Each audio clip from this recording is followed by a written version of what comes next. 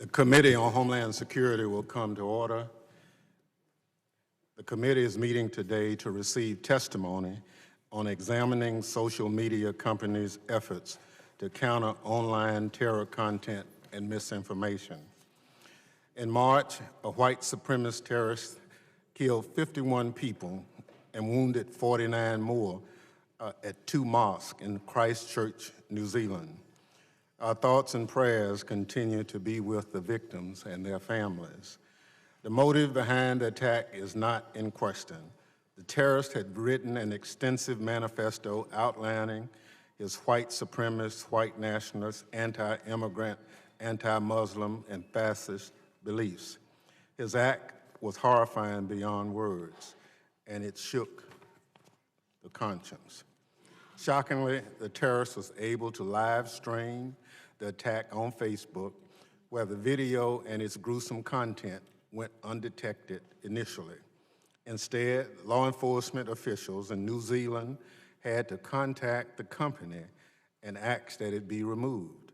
When New Zealand authorities called on all social media companies to remove these videos immediately, they were unable to comply.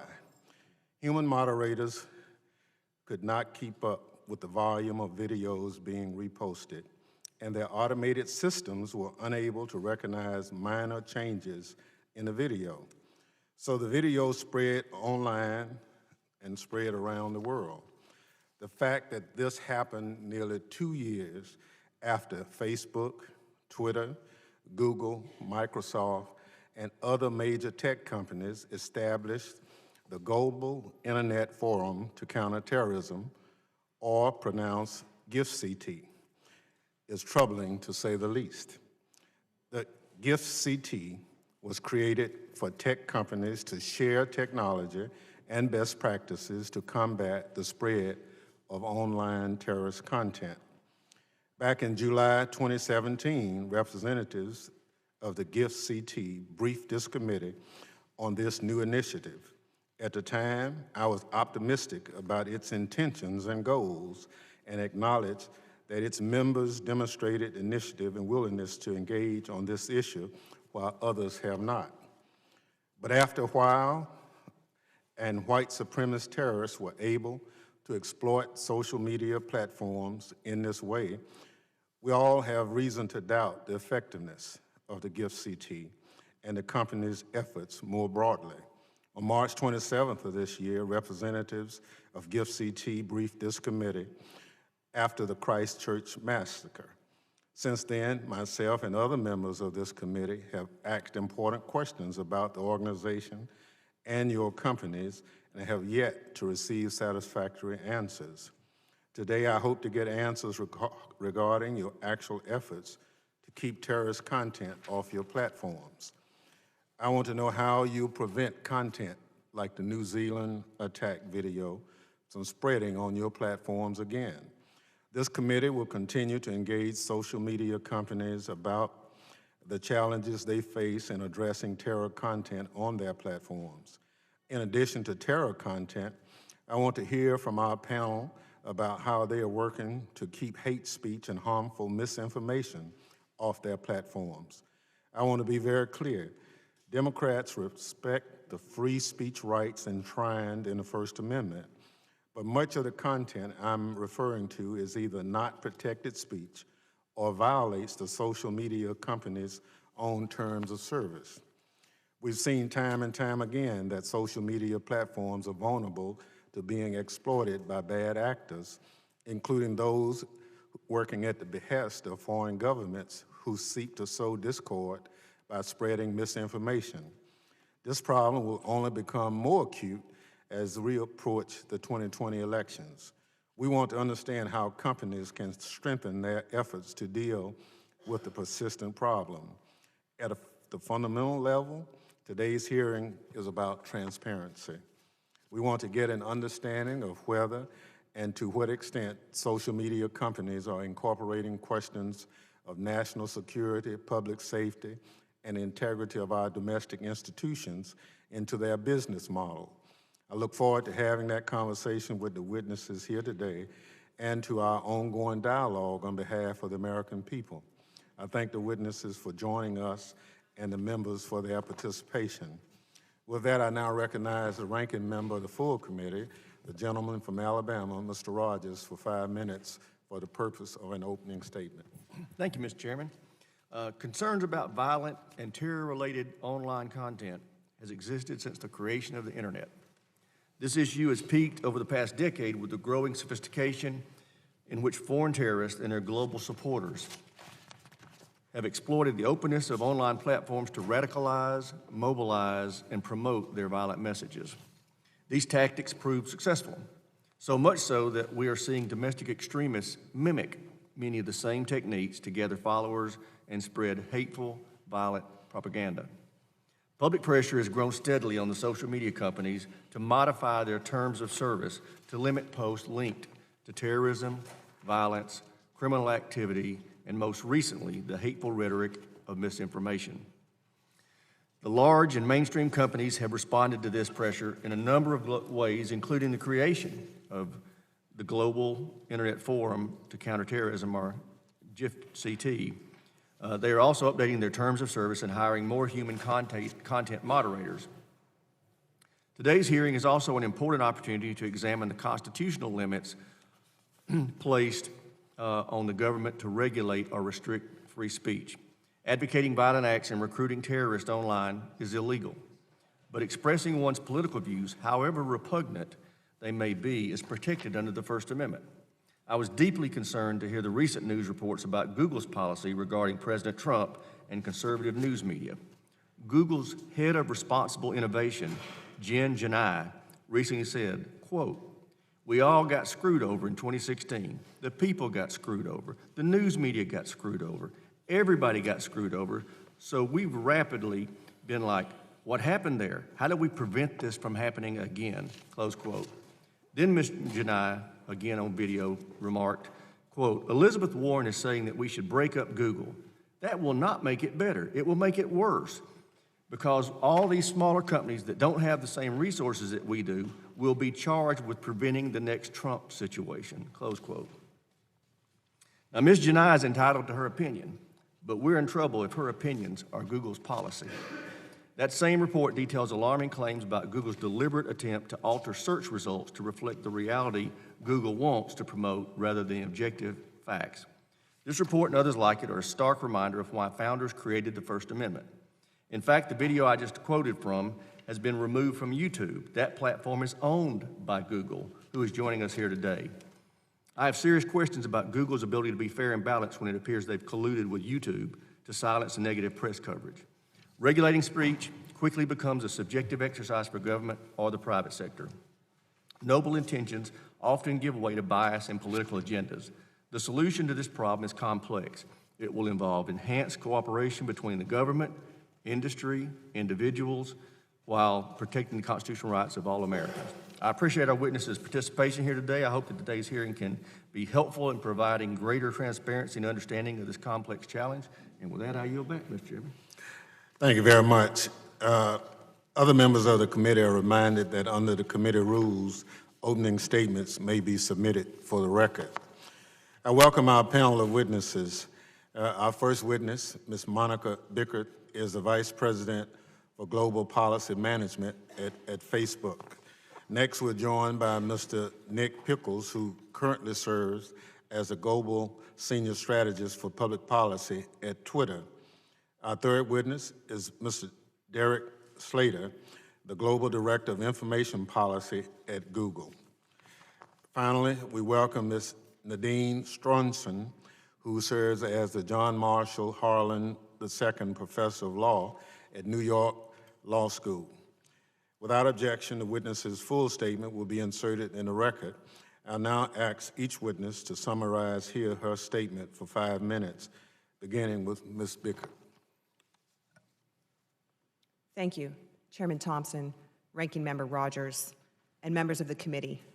And thank you for the opportunity to appear before you today. I'm Monica Bickert, Facebook's Vice President for Global Policy Management, and I am in charge of our product policy and counterterrorism efforts. Before I joined Facebook, I prosecuted federal crimes for 11 years at the Department of Justice. On behalf of our company, I want to thank you for your leadership, combating extremism, terrorism, and other threats to our homeland and national security. I'd also like to start by saying that all of us at Facebook stand with the victims, their families, and everyone affected by the recent terror attacks, including the horrific violence in Sri Lanka and New Zealand. In the aftermath of these acts, it's even more important to stand together against hate and violence. And we make this a priority in everything that we do at Facebook. On terrorist content, our view is simple. There's absolutely no place on Facebook for terrorists. They're not allowed to use our services under any circumstances. We remove their accounts as soon as we find them. We also remove any content that praises or supports terrorists or their actions. And if we find evidence of imminent harm, we promptly inform authorities. There are three primary ways that we are implementing this approach. First, with our products that help stop terrorists and their propaganda at the gates. Second, through our people who help us review terrorist content and implement our policies. And third, through our partnerships outside the company, which help us stay ahead of the threat. So first, our products. Facebook has invested significantly in technology to help identify terrorist content, including through the use of artificial intelligence, but also using other automation and technology. For instance, we can now identify violating textual posts in 19 different languages. With the help of these improvements, we have taken action on more than 25 million pieces of terrorist content since the beginning of 2018. Of the content that we have removed from Facebook for violating our terrorism policies, more than 99% of that is content that we found ourselves using our own technical tools before anybody has reported it to us. Second, our people. We now have more than 30,000 people who are working on safety and security across Facebook, across the world. And that is 3 times as many people as we had dedicated to those efforts in 2017. We also have more than 300 highly trained professionals exclusively or primarily focused on combating terrorist use of our services. Our team includes counterterrorism experts, former prosecutors like myself, former law enforcement officials, former intelligence officials. And together, they speak more than 50 languages, and they are able to provide 24-hour coverage. Finally, our partnerships. In addition to working with third-party intelligence providers to more quickly identify terrorist material on the internet, we also regularly work with academics who are studying terrorism and the latest trends, and government officials. Following the tragic attacks in New Zealand, Facebook was proud to be a signatory to the Christchurch Call to Action, which is a 9-point plan for the industry to better combat terrorists' attempts to use our services. We also partner across industry. As Mr. Chairman and the Ranking Member mentioned, in 2017, we launched the Global Internet Forum to Counter Terrorism, or GIFCT, with YouTube, Microsoft, and Twitter. GIFCT, the point of that is we bring companies together from across industry to share information and also to share technology and research to better combat these threats. Through GIFCT, we've expanded an industry database for companies to share what we call hashes, which are basically digital fingerprints of terrorist content, so that we can all remove it more quickly and help smaller companies do that too. We've also trained over 110 companies from around the globe in best practices for countering terrorist use of the internet. Now, Facebook took over as the chair of GIFCT in 2019, and along with our fellow members, we have, this year, worked to expand our capabilities, including making new audio and text hashing techniques available to other member companies, especially these smaller companies. And we've also improved our crisis protocols. In the wake of the horrific Christchurch attacks, we communicated in real time across our companies, and were able to stop hundreds of versions of the video of the attack, despite the fact that bad actors were actively trying to edit the video to upload it to circumvent our systems. We know that our adversaries are always evolving their tactics, and we have to improve if we want to stay ahead. And though we'll never be perfect, we've made real progress, and we are committed to tirelessly combating extremism on our platform. I appreciate the opportunity to be here today, and I look forward to answering your questions. Thank you.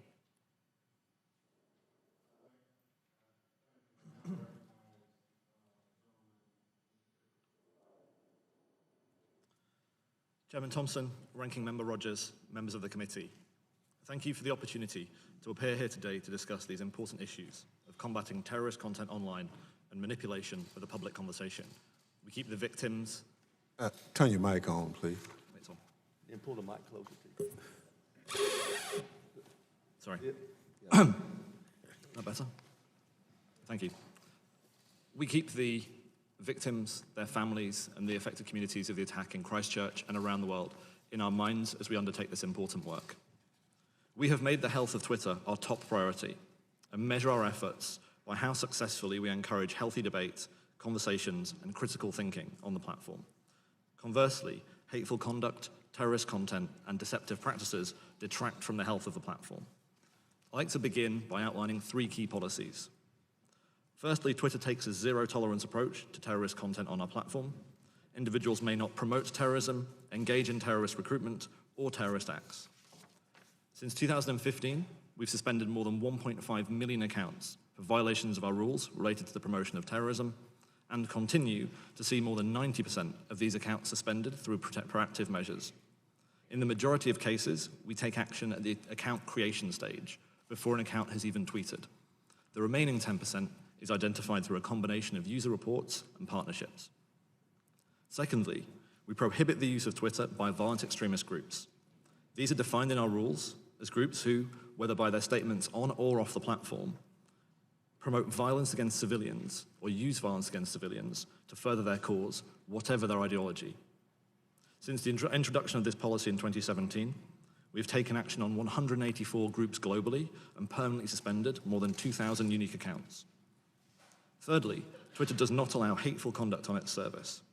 An individual on Twitter is not permitted to promote violence or directly attack or threaten people based on protected characteristics. Where any of these rules are broken, we will take action to remove the content and will permanently remove those who promote terrorism or violent extremist groups from Twitter.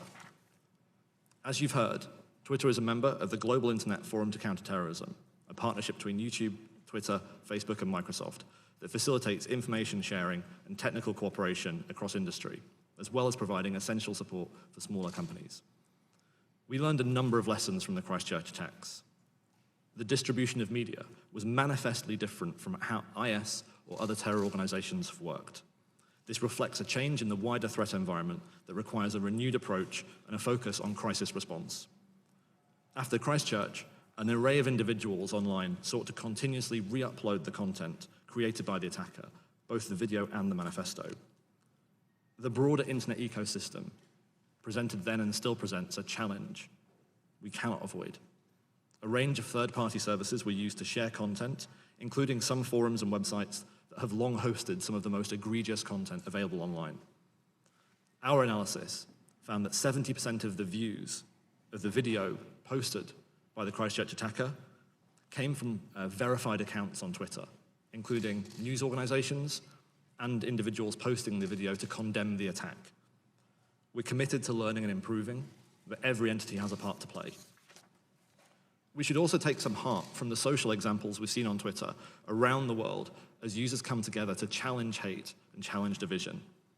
Hashtags like Pray for Orlando, Je suis Charlie, or after the Christchurch attack, Hello Brother, reject terrorist narratives and offer a better future for us all. In the months since the attack, governments, industry, and civil society have united behind our mutual commitments to a safe, secure, open, and global internet. In fulfilling our commitment to the Christchurch call, we will take a wide range of actions, including to continue investing in technology so we can respond as quickly as possible to a future incident. Let me now turn to our approach to dealing with attempts to manipulate the public conversation. As a uniquely open service, Twitter enables the clarification of falsehoods in real time. We proactively enforce policies and use technology to halt the spread of content propagated through manipulated tactics. Our rules clearly prohibit coordinated account manipulation, malicious automation, and fake accounts. We continue to explore how we may take further action through both policy and product on these types of issues in the future. we continue to critically examine additional safeguards we can implement to protect the health of the conversation occurring on Twitter. We look forward to working with the committee on these important issues. Thank you. Thank you for your testimony. I now recognize Mr. Slater to summarize his testimony for 5 minutes. Chairman Thompson, Ranking Member Rogers, and distinguished members of the committee, thank you for the opportunity to appear before you today. I appreciate your leadership on the important issues of radicalization and misinformation online, and welcome the opportunity to discuss Google's work in these areas.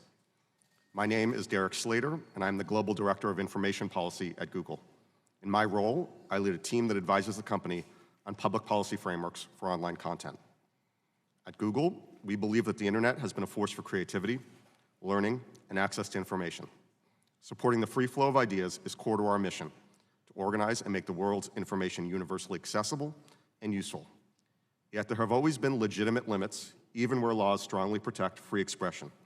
This is true both online and off, especially when it comes to issues of terrorism, hate speech, and misinformation.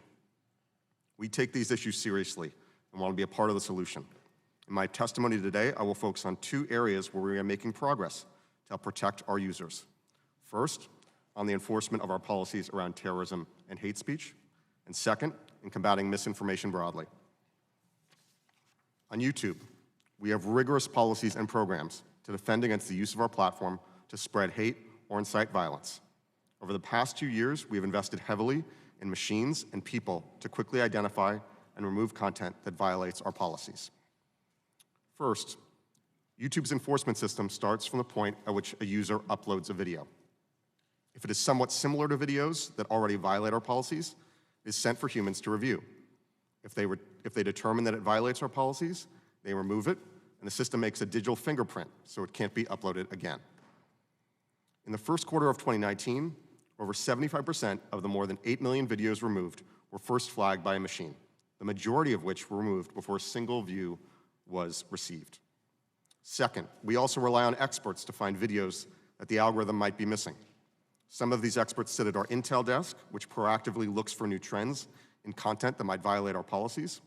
We also allow expert NGOs and governments to notify us of bad content in bulk through our Trusted Flagger program. Finally, we go beyond enforcing our policies by creating programs to promote counter-speech. Examples of this work include our Creators for Change program, which supports YouTube creators that are acting as positive role models. In addition, Alphabet's Jigsaw Group has deployed the redirect method, which uses targeted ads and videos to disrupt online radicalization. This broad and cross-sectional work has led to tangible results. In the first quarter of 2019, YouTube manually reviewed over 1 million suspected terrorist videos and found that only fewer than 10%, about 90,000, violated our terrorism policy. As a comparison point, we typically remove between 7 and 9 million videos per quarter, which is a tiny fraction of a percent of YouTube's total views during this time period. Our efforts do not stop there. We are constantly taking input and reacting to new situations. For example, YouTube recently further updated its hate speech policy. Updated policy specifically prohibits videos alleging that a group is superior in order to justify discrimination, segregation, or exclusion based on qualities like age, gender, race, caste, religion, sexual orientation, or veteran status. Similarly, the recent tragic events in Christchurch presented some unprecedented challenges. In response, we took more drastic measures, such as automatically rejecting new uploads of videos without waiting for human review to check if it was news content. We are now re-examining our crisis protocols and have also signed the Christchurch call to action. Finally, we are deeply committed to working with government, the tech industry, and experts from civil society and academia to protect our services from being exploited by bad actors, including during Google's chairmanship of the GIFCT over the last year and a half. On the topic of combating misinformation, we have a natural long-term incentive to prevent anyone from interfering with the integrity of our products. We also recognize that it is critically important to combat misinformation in the context of democratic elections, when our users seek accurate, trusted information that will help them make critical decisions. We have worked hard to curb misinformation in our products, and our efforts include designing better ranking algorithms, implementing tougher policies against monetization of misrepresentative content, and deploying multiple teams that identify and take action against malicious actors. At the same time, we have to be mindful that our platforms reflect a broad array of sources and information, and there are important free speech considerations. There is no silver bullet, but we will continue to work to get it right. In conclusion, we want to do everything we can to ensure users are not exposed to harmful content. We understand these are difficult issues of serious interest to the committee. We take them seriously, want to be responsible actors who do our part. Thank you for your time, and I look forward to taking your questions. Thank you for your testimony. I now recognize Ms. Strawson to summarize her statement for 5 minutes. Thank you so much, Chairman Thompson and Ranking Member Rogers and members. Sorry. Thank you so much, Chairman Thompson and Ranking Member Rogers and other members of the committee. My name is Nadine Strawson. I am a professor of law at New York Law School and the immediate past president of the American Civil Liberties Union. Of great pertinence, last year I wrote a book which is directly pertinent to the topic of this hearing called Hate, Why We Should Resist It with Free Speech, Not Censorship. I note, Mr. Chairman, that you referred to hate speech as problematic content in addition with terror content and misinformation. All of these kinds of speech, while potentially harmful, present enormous dangers when we empower either government or private companies to censor and suppress the speech for this reason. The concepts of hate speech, terrorist content, and misinformation are all irreducibly vague and broad, therefore having to be enforced according to the subjective discretion of the enforcing authorities. And the discretion has been enforced in ways that both suppress speech that does pose a serious danger, as a number of the members, as the chairman pointed out and the ranking member pointed out, but also do suppress very important speech, as also has been pointed out, speech that actually counters terrorism and other dangers. What's worse is that in addition to violating free speech and democracy norms, these measures are not ineffective in dealing with the underlying problems. And I thought that was something that was pointed out by comments by my co-panelists, in particular Nick Pickles' testimony, written testimony, talked about the fact that if somebody is driven off one of these platforms, they will then take refuge in darker corners of the web where it is much harder to engage with them, to use them as sources of information for law enforcement and counterterrorism investigations. So we should emphasize other approaches that are consistent with free speech and democracy, but have been lauded as at least as effective and perhaps even more so than suppression. I was very heartened that the written statements of my co-panelists all emphasize these other approaches. Monica Bickert's testimony talked about how essential it is to go after the root causes of terrorism, and the testimony of Nick Pickles and Derek Slater also emphasized the importance of counter-speech, counter-narratives, and redirection.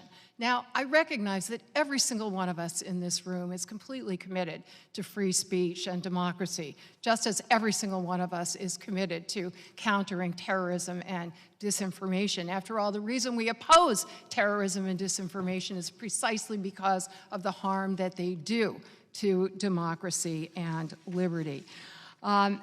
Before I say anything further, I do have to stress something that I know everybody here knows, but many members of the public do not, that these social media companies are not bound by the First Amendment free speech guarantee. So none of us has a free speech right to air any content on their platforms at all. Conversely, they have their own free speech rights to choose what will be and what will not be on their platforms. So it would be unconstitutional, of course, for Congress to purport to tell them what they must put up and what they must take down, to the extent that the takedowns would go beyond First Amendment unprotected speech. And Chairman Thompson, you did completely accurately, of course, note that much of the content that is targeted as terrorist is unprotected, but much of it is protected under the Constitution, and much of it is very valuable, including human rights advocacy that has been suppressed under these necessarily overbroad and subjective standards. Although the social media companies do not have a constitutional obligation to honor freedom of speech, given their enormous power, it is incredibly important that they be encouraged to do so. And in closing, I'm going to quote a statement from the written testimony of Nick Pickles, which I could not agree with more, when he said that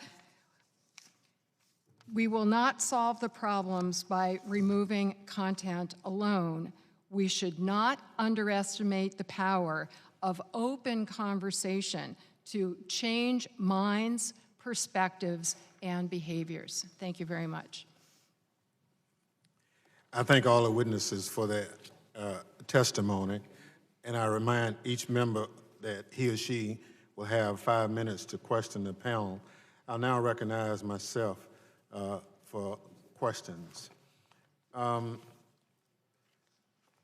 Misinformation is some of this committee's challenges as it relates to this hearing, as well as the terrorist content.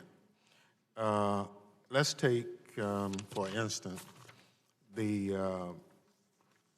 recent doctored video of Speaker Nancy Pelosi that made her appear to be drunk or slurring her words. Facebook and Twitter left up the video, but YouTube took it down. Everybody agreed that something was wrong with it. Facebook, again, took a different approach. So I want Ms. Bickert and Mr. Pickles to explain how you decided the process for leaving this video up on Facebook and Twitter. And then Mr. Slater, I want you to explain to me why YouTube decided to take it down. Ms. Bickert. Thank you, Mr. Chairman. And let me first say, misinformation is a top concern for us, especially as we're getting ready for the 2020 elections. We know this is something that we have to get right. And we're especially focused on what we should be doing with increasingly sophisticated, manipulated media. So let me first speak to our general approach with misinformation, which is we remove content when it violates our community standards. Beyond that, if we see somebody that is sharing misinformation, we want to make sure that we are reducing the distribution and also providing accurate information from independent fact-checking organizations so that people can put in context what they see. To do that, we work with 45 independent fact-checking organizations from around the world, each of which is certified by Pointer as being independent and meeting certain principles. And as soon as we find something that those fact-checking organizations rate false on our platform, we dramatically reduce the distribution and we put next to it related articles so that anybody who shares that gets a warning that this has been rated false. Anybody who did share it before we got the fact-checkers rating gets a notification that the content was, has now been rated false by a fact-checker, and we're putting next to it those related articles from the fact-checking organizations. I understand. How long did it take you to do that for the Pelosi video? The Pelosi video was uploaded to Facebook on Wednesday, May 22nd, around late morning, and on Thursday, around 6:30 p.m., a fact-checking organization rated it as false, and we immediately downranked it and put information next to it. And that's something where we think we need to get faster.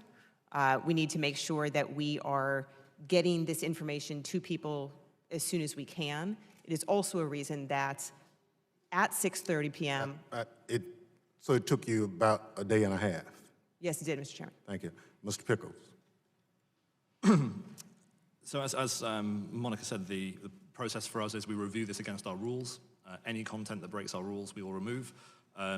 We're also very aware that people use manipulated tactics to spread this content, fake accounts, automation.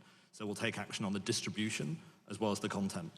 This is a policy area we're looking at right now, not just in the case of where videos might be manipulated, but also where the videos are fabricated, where the whole process of creating media may be artificial. We think that the best way to approach this is with a policy and a product approach that covers, in some cases, removing. I understand, but just get to why you left it up. So at present, the video doesn't break our rules, and then the account posting it doesn't break our rules, but it's absolutely a policy area we're looking at right now about whether our rules and our products are the correct framework for dealing with this challenge. Which, So if it's false or misinformation, that doesn't break your rules? not at present, no. Thank you. Mr. Slater. So on YouTube, we have tough community guidelines to lay out the rules of the road, what's inbounds to be up on the platform, what's out, and violative content. When it is identified to us via machines or users, we will review and remove. In this case, the video in question violated our policies around deceptive practices, and we removed it. So, again, our committee is tasked with looking at misinformation and some other things. We're not trying to regulate companies, but terrorist content can also be a manipulated document. And so, Ms. Strawson, talk to us about your position with that. The difficulty in the inherent subjectivity of these concepts, Chairman Thompson, is illustrated by the fact that we have 3 companies that have subscribed to essentially the same general commitments and yet are interpreting the details very differently with respect to specific content. We see that over and over again. Ultimately, the only protection that we are going to have in this society against disinformation is training and education, starting at the earliest levels of a child's education in media literacy, because Congress could never protect against misinformation in traditional media, right? Unless it meets the very strict standards of defamation that is punishable and fraud that is punishable. Content, including the Pelosi video, is completely constitutionally protected in other media. Thank you. I yield to the ranking member for his questions. Thank you, Mr. Chairman. Mr. Slater, the video I referenced in my comments with Ms. Janai and your employee, would you like to take this opportunity? Have you seen it? Congressman, I have not seen the full video, but I'm broadly aware of what you're talking about, yes. Okay, would you like to take an opportunity to respond to the comments that I offered about what was said? Could you be specific, Congressman? What would you like me to respond When to? she basically, for example, said that we can't let Google be broken up because these smaller companies won't have the same resources we have to stop Trump from getting reelected. Thank you for the clarification. So let me be clear. This employee was recorded without her consent. I believe these statements were taken out of context. But stepping back to our policies, how we address the issue you're talking about. No employee, whether in the lower ranks up to senior executives, has the ability to manipulate our search results based on our products or our services, based on their political ideology. We design, develop our products for everyone. We mean everyone. And we do that to provide relevant results, authoritative results. We are in the trust business. We have a long-term incentive to get that right. And we do that in a transparent fashion. You can read more on our House Search Work site. We have search rater guidelines that are public on the web that describe how we look at rating. We have robust systems and checks and balances in place to make sure that those are rigorously adhered to as we set up our systems. Okay, I recognize that she was being videotaped without her knowledge, but the statements that I quoted from were full, complete statements that were not edited. So it is concerning when you see somebody who's an executive with Google, and there were more than one in that video, by the way, making statements that indicate that it's management's policy within Google to try to manipulate information to cause one or another candidate for president of the United States, or for that matter, any other office, to be successful or not be successful. So that is what gave rise to my concern. Do we have reason to be concerned that Google has a pervasive nature in the company to try to push one political party over another in the way it conducts its business? Congressman, I appreciate the concern, but let me be clear again. In terms of what our policy is, from the highest levels on down, and what our practices and structures and checks and balances are about, we do not allow anyone, lower level, higher level, to manipulate our products in that way. Okay. I hope it's not the culture at any of your platforms, because you are very powerful in our country. Ms. Strawson, you raised concerns in your testimony that while social media companies legally can decide what content to allow on their platforms, such censorship stifles free speech and results in biased coverage. What are your recommendations to these companies regarding content moderation without censorship? Thank you so much, Ranking Member Rogers. I would first of all endorse at least the transparency that both you and Chairman Thompson stressed in your opening remarks.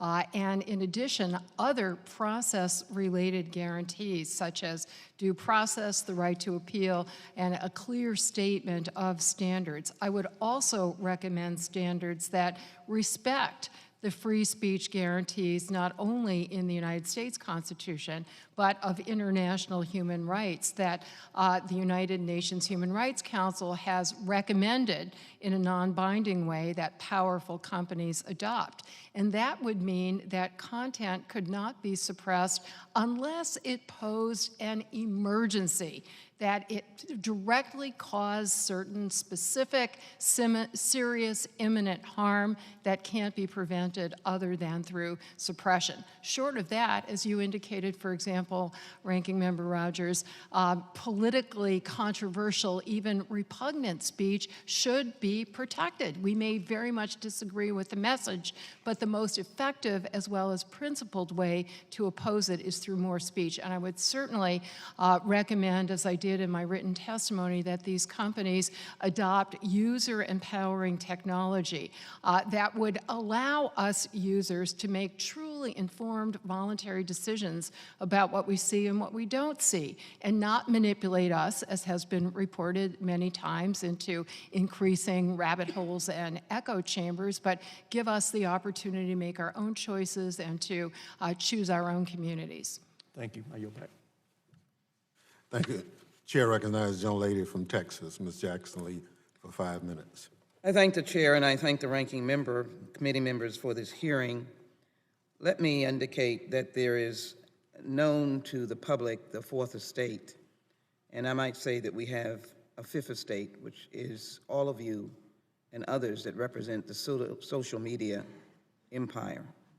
And I believe it is important that we work together to find the right pathway for how America will be a leader in how we balance the responsibilities and rights of such a giant entity and the rights and privileges of the American people and the sanctity and security of the American people.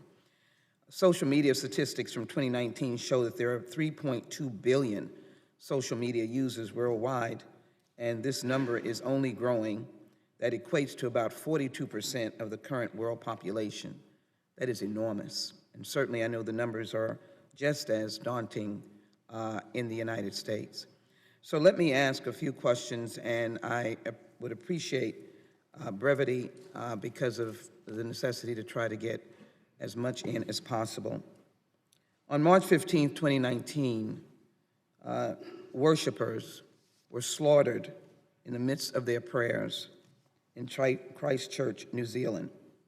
The gunman live streamed the first attack on Facebook Live. So my question to you, Ms. Bickert, is that can you today assure the committee that there will never be another attack of this nature that will be streamed as it is happening over Facebook Live? You mentioned 30,300, and so I hope they may contribute to your answer, but I yield to you for your answer. Congresswoman, thank you. And the video was appalling. The attack, of course, is an unspeakable tragedy. And we want to make sure we're doing everything to make sure it doesn't happen again and it's not live streamed again. One of the things we've done is we have changed access to Facebook Live so that people who have a serious content policy violation are restricted from using it. So the person who live streamed the New Zealand attack. What is the would not be able to likelihood do of you so. being able to commit that that would not happen again in terms of the new structures that you put in place?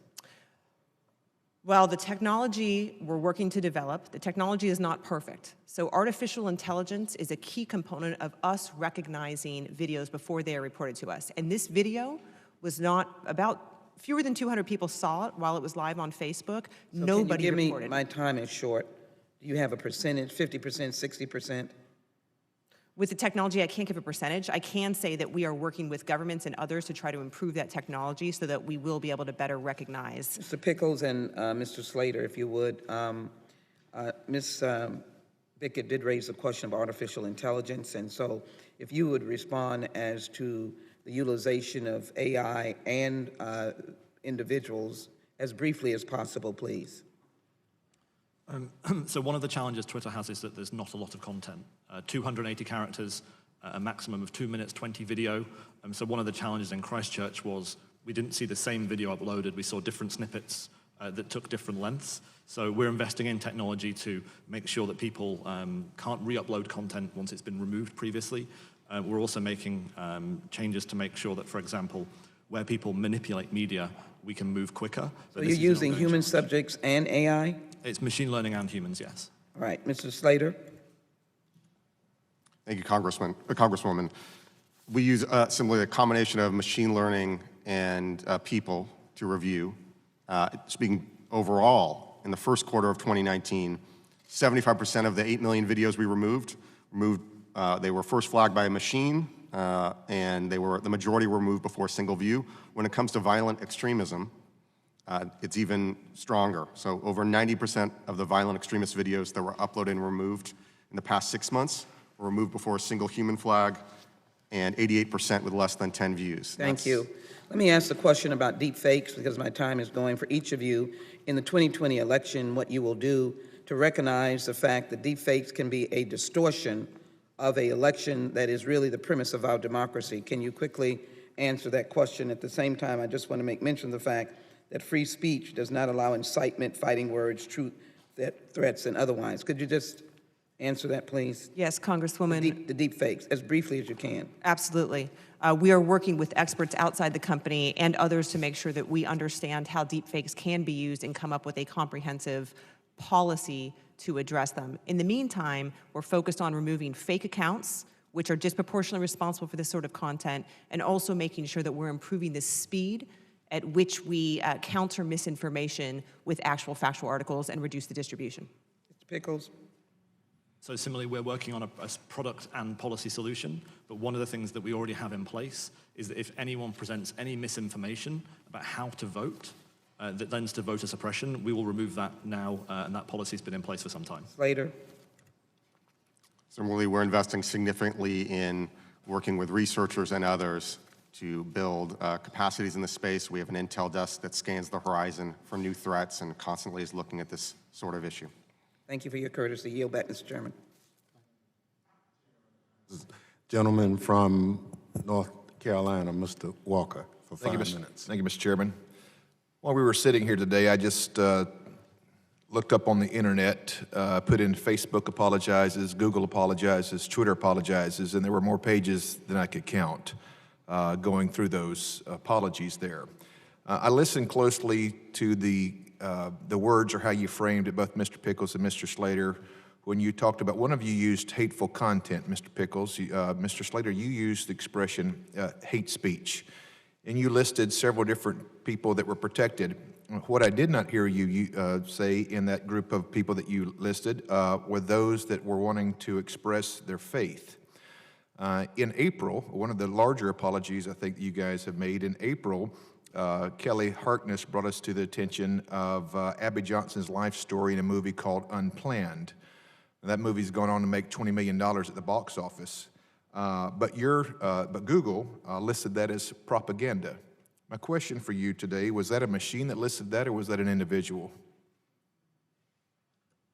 Congressman, I'm not familiar with the specific video in question. I'd be happy to go back It and. was in a video, it's a movie, it was one of the larger stories in April of this year, a major motion picture. And not familiar with that? Didn't come across your radar? No, sir, I'm not familiar with that specific video. All right. When we talk about the difference between hateful content and hate speech, I know Mr. Pickles, in June, just earlier this year, Marco Rubio brought the attention that Twitter was banning any kind of language that was maybe offensive to China.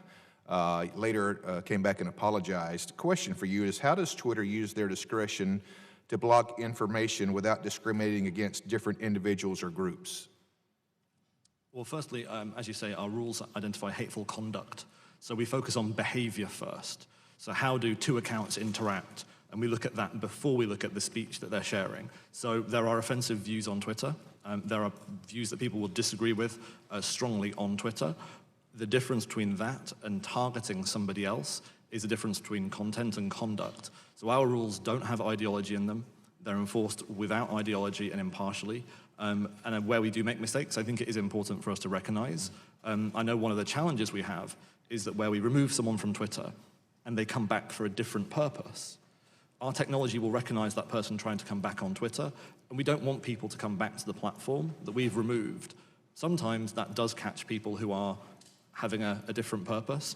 So there is both a value to technology, but we should recognize where we made mistakes. Mr. Slater, how does Google audit their content moderation policies to ensure that they are being followed and that they are not being driven by bias? Thank you, Congressman, for that question. Speaking broadly, we have a robust system of both the development and the enforcement of our policies. We are constantly reviewing and analyzing the policies themselves to understand whether they are fit for purpose, whether they're drawing the right lines. Our reviewers go through extensive training to make sure we have a consistent approach. We draw those reviewers from around the country, around the world, and again, train them very deeply and are constantly reviewing and checking. Yeah, and I appreciate it. I need to keep moving. What type of training, if any, do you provide for your human content moderators regarding subjectivity and avoiding bias, Mr. Slater? Again, we provide robust training to make sure that we are applying a consistent rule. Robust training. What does that mean? What's robust training? So when reviewers are brought on board, before they are allowed to review, we provide them with a set of educational materials and detailed steps. In addition, they are reviewed by managers and others to make sure that they can correct mistakes, then learn from those mistakes, and so on. Ms. Bicker, do you think that AI will ever get to the point where you can rely solely on it to moderate content, or do you think human moderation will always play a role? Thank you for the question, Congressman. At least for the near future, human moderation is very important to this. Technology is good at some things. It's good at, for instance, matching known images of terror propaganda or child sexual abuse. It is not as good at making the contextual calls around something like hate speech or bullying. Final couple questions as I wind down my time. Mr. Pickles, do you have any idea how many times Twitter apologizes per month for missing its own content? I know that we take action on appeals regularly. Every decision we made. You got a number on that? I don't have a number offhand, but I can happily follow up. Mr. Slater, do you have any idea how many times Google apologizes for mismanaging the content per month? Congressman, similarly, we have an appeals process, so there are times where we don't get it right. You have a number? I do not today, but I would be happy to come back to you. Yeah, I think you guys have apologized more than Kanye West has to Taylor Swift at some point. With that, I yield back. Yeah.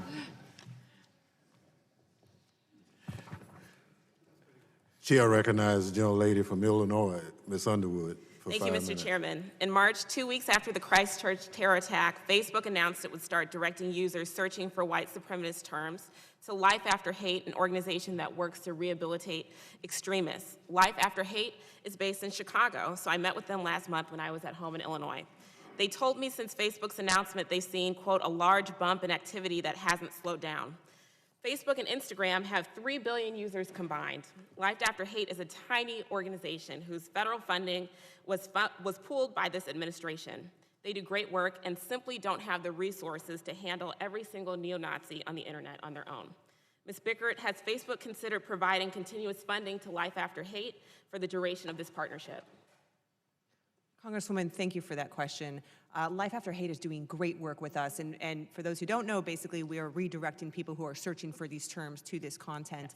And we do this in some other areas as well, and like for instance with self-harm support groups, and we do see that sometimes they are under-resourced, so this is something that we can come back to you on, but we're definitely committed to making sure this works. Okay, so right now, there's no long-term funding commitment, but you'll consider it. I'm not sure what the details are, but I will follow up with you on them. So Facebook has made life after hate a significant component of its strategy against online extremism, and so we really would appreciate that follow-up with exact information. Mr. Slater, over the years, YouTube has put forward various policy changes in an attempt to limit how easily dangerous conspiracy theory videos spread. For example, YouTube announced over a year ago that it would display, quote, information cues in the form of links to Wikipedia next to the conspiracy videos. Mr. Slater, in the 15 months since this policy was announced, what percentage of users who view videos with information cues actually click on the link for more information? Thank you for the question, and I think this is a very important issue. We do both display these sort of contextual cues to Wikipedia and Encyclopedia Britannica, as well as take a number of other steps. Right. I don't have a specific percentage on how many have clicked through, but would be happy to come back to you. Okay, if you can follow up in writing, that'd be appreciated. Most Wikipedia articles can be edited by anyone on the internet. We've all seen some with questionable content. Does YouTube vet the Wikipedia articles that it links to on information cues to ensure their accuracy, or do you all work with Wikipedia to ensure that the articles are locked against malicious edits? We work to raise up authoritative information and ensure that what we're displaying is trustworthy and correct any mistakes that we may make.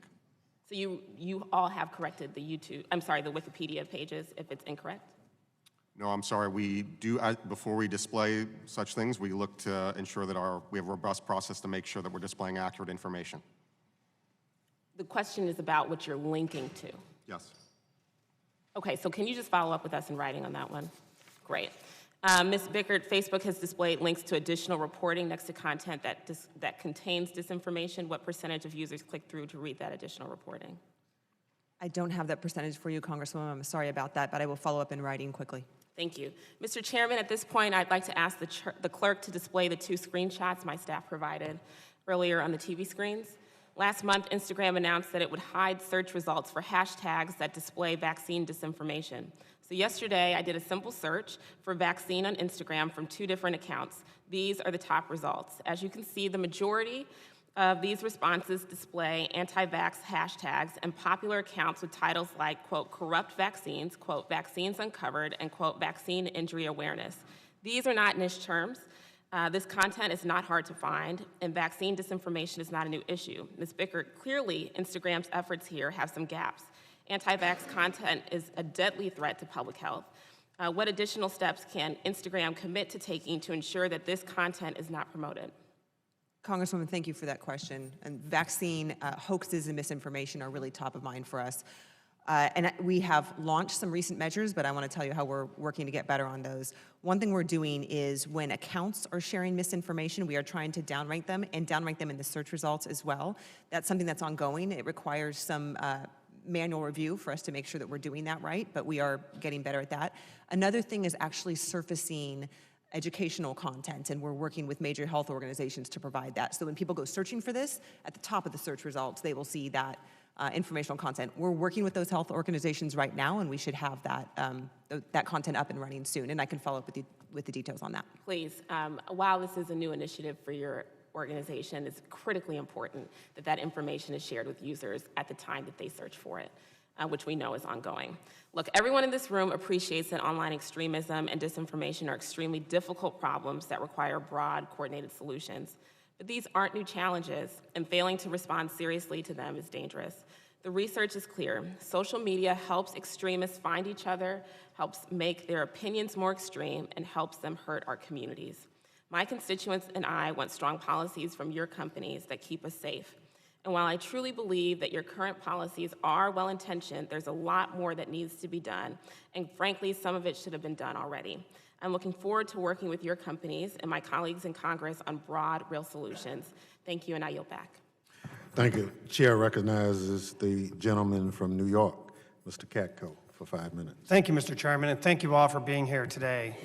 It's obvious from this conversation that this is a very difficult area to maneuver in. And Ms. Strawson, I understand your concerns about First Amendment infringement, but I also understand and I applaud the companies desire to try and find that delicate balance. And quite frankly, since you're not a government entity, you have more flexibility in how you do that. And it's kind of up to you as the stewards of that flexibility to do the best job you possibly can. So I'm going to get back to you in a minute with a couple of questions, but I just want to follow up Mr. Slater to make sure I'm perfectly clear with what you're saying here. And I'm well aware from your testimony previously that what the policies and practices are at Google. But that video that Mr. Rogers did reference did show that people were, it looked like they're talking about a very serious political bias and their intent to implement that bias in their job. Whether or not that happened, I don't know. I'm not asking about the policies and practices. I'm asking you if you personally have ever been made aware of anyone that has done that, used political bias at Google to alter content, or whether they, first of all, have you ever heard that within Google? And I know what your policy and practices are, so I don't want a long answer. I just want to know if you've heard that. Congressman, I'm not aware of any situation. Our robust checks and balances and processes would prevent that. Okay, so you personally have not ever heard of that ever since your time at Google? Correct. Okay. And the movie and the allegation that Congressman Walker referenced about the abortion movie, you haven't heard nothing about people limiting contact with respect to that as well, context? Congressman, content. I'm not familiar with that video, no. Okay. All right, and you've never heard anybody limiting content in that regard for any sort of issue-oriented things? Again, we would remove content where it violates our policies, but our policies with regard to ranking not about. I'm aware what your policy practice. I'm just saying, have you ever heard that yourself? Just a difference. You understand the difference? It's not what your policies and practice are. It's what you're personally aware of. Yes, Congressman, I believe I understand, and I am not aware of any situation like that. Okay, thank you. Now, I want to talk to all of you here today. This internet forum, GIFCT, which is the lamest acronym ever, by the way, Global Internet Forum to Counterterrorism. Can someone Mr. Pickles perhaps, could you just give me a little detail of what exactly the goal is of this forum?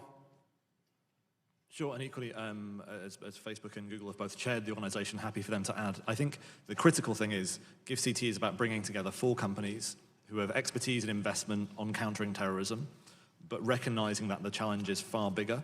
So the 3 strands: support small companies. As we remove content, it goes across the internet. We need to help those small companies. Fund research so we can better understand, so we have a research network. And then finally, sharing technical tools. So you've heard people reference these digital fingerprints to make sure that whether it's a fingerprint or in Twitter's case, we share the URL. So if we take down an account for spreading a terrorist manual, and we see it's linked to a company, we'll tell that other company, hey, the terrorist account is linked to something on your service, you should check it out. It's similar to what you do in the malware arena, correct? Yeah, so there's industry collaboration is really at the heart of it. Okay, now what companies are members of this? Is there a whole bunch, or is there just a limited number? So when we founded it, it was Google, Twitter, YouTube, Twitter, Microsoft, and Facebook. Dropbox have now joined. One of the things we have is a partnership with Tech Against Terrorism, which allows small companies to go through a training process. So they learn things like how to write their terms of service, how to enforce their terms of service. And by mentoring them, that's where we're hopeful that we'll have more companies joining and growing this. But the hash sharing consortium has many members, 15 members. We share URLs with 13 companies, so it's broad, but we wanted to have a high standard. We want membership to be the companies who are doing the best, and that's why we want to keep a high bar and bring people in. Understand it. Now, as far as the encrypted messaging platforms, I take it they're not all members of this. They're not all participants in this, are they? I'm probably not the best place to answer that question. But if, Would you know, Ms. Pickert? Sure. Thank you for the question, Congressman. So the main members are, as Mr. Pickles mentioned, those 5 companies. I Now, understand. in terms of the smaller companies who've been trained, that does include some of the encrypted messaging services, because some of this is about just understanding what are the right lines to draw, how to work with law enforcement authorities, which encrypted communication services can definitely do. My biggest concern is that while the big players in this field, all of you at the table, seem to be endeavoring to try and do the right thing, especially with respect to counterterrorism, that the encrypted messaging platforms, by and large, have a much broader field to play in, and doesn't seem to be much we can do to stop their content from spreading their filth and their violence. I would love to hear any suggestions. I know my time is up, to perhaps in writing as to how we could try and entice some of them to be part of this effort. The encryption is obviously a breeding ground for white supremacists, violence of all sorts, and trying to get the companies to be more responsible and just not worried about their bottom line profit making would be great to hear from you guys. So thank you. I yield back. Chair recognizes the gentlelady from Michigan, Ms. Slotkin, for 5 minutes. Good morning. Thanks for being here. I wanted to switch gears for just a second and talk about the influence and the spread of foreign-based information, foreign-based political ads in particular, in our political process. Many of us read the Mueller report page by page, and I was interested, Ms. Bickert, that the Facebook General Counsel stated, for the record, that for the low price of $100,000, the Russian Associated Internet Research Agency got to 126 million American eyeballs. And I'm interested in this because the political ads that they put forward were specifically targeted to swing states, and Michigan is one of those states. So we saw an overabundance of these ads.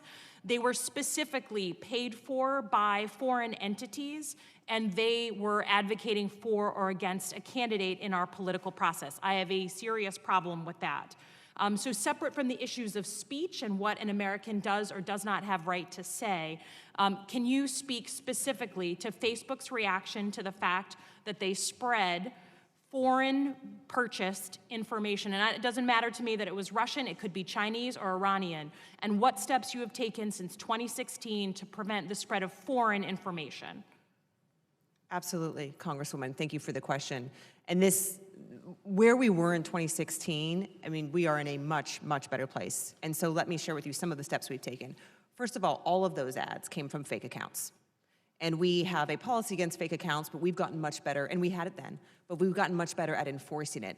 And now we are actually stopping more than 1 million accounts, fake accounts per day at the time of upload.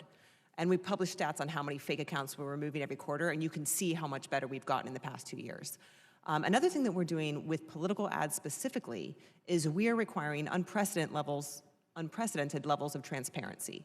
Now, if you want to run a political or political issue ad in the United States, you have to first verify your identity. You have to show you're an American, which means we actually send you something, because we have seen fake IDs uploaded from advertisers.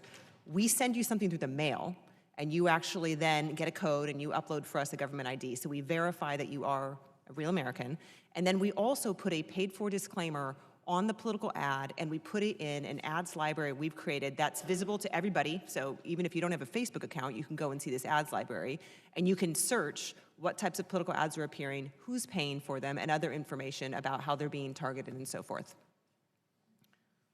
That's good to hear. I'm glad to hear it. I would love to see if there are reports. I'd love to just be directed to them so I can see them. For the others at the table, can you talk about your specific, in brief, please, your specific policy on the spread of foreign political ads for or against a candidate running for office in the United States? So the first thing we did was to ban Russia Today and all of its associated entities from using any of our advertising products going forward. We took all of the revenue from Russia Today and their associated entities and are funding research and partnerships with organizations like the Atlantic Council, like the Disinfo Lab in Brussels, to research better how we can prevent against this. We then took the unprecedented step of publishing every tweet, not just the paid-for ones, every tweet that was produced by a foreign influence operation in a public archive. So you can now access more than 30 million tweets that runs to more than 1 terabyte of videos, photographs in a public archive. Those include operations from Russia, Iran, Venezuela, and other countries. Thank you for the question. Looking backwards at 2016, we found very limited improper activity on our platforms. That is a product of our threat analysis group and our other tools to root out that sort of behavior. Looking forward, we continue to invest in that, as well as our election transparency efforts requiring verification of advertisers for federal candidates, disclosure in the ads, and then a transparency report. Great. What about the spread of information through bots? What kind of disclosure requirements so that when someone is receiving or viewing something, they have some way of knowing who produced it, who's spreading it, whether it's a human being, a machine. Why don't we start with Facebook? Thank you, Congresswoman. One of our policies is that you have to have your real name and be using an account authentically. And so when we're removing bot accounts, we're removing them for being fake accounts. Those are all numbers that we publish.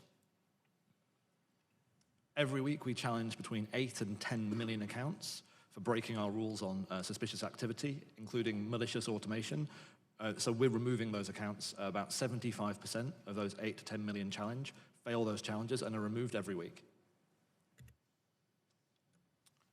Congresswoman, for our part, we have strict policies about misrepresentation in ads, impersonation. We are looking out, again, through our threat analysis group for coordinated inauthentic behavior, and we'll take action where appropriate. Thank you. I know my time has expired. Thank you. Thank you. Chair recognizes the gentleman from Louisiana for 5 minutes. Thank you, Higgins. Mr. Chairman. Mrs. Slater, are you ready? Get your scripted answers ready, sir. Google and YouTube are developing quite a poor reputation in our nation. Clear history of repetitively silencing and banning voices. Conservatives or liberal doesn't concern me right now. We're talking about freedom of speech and access to open communications. We're here today to discuss extremist content, violent threats, terrorist recruiting tactics, and instigation of violence to get the same justification your platform uses to quell true extremism is often used to silence and restrict the voices that you disagree with. We don't like it. For example, Prager University, a series of 5-minute videos which discuss political issues, religion, economic topics from a conservative perspective, has had over 50 of their videos restricted.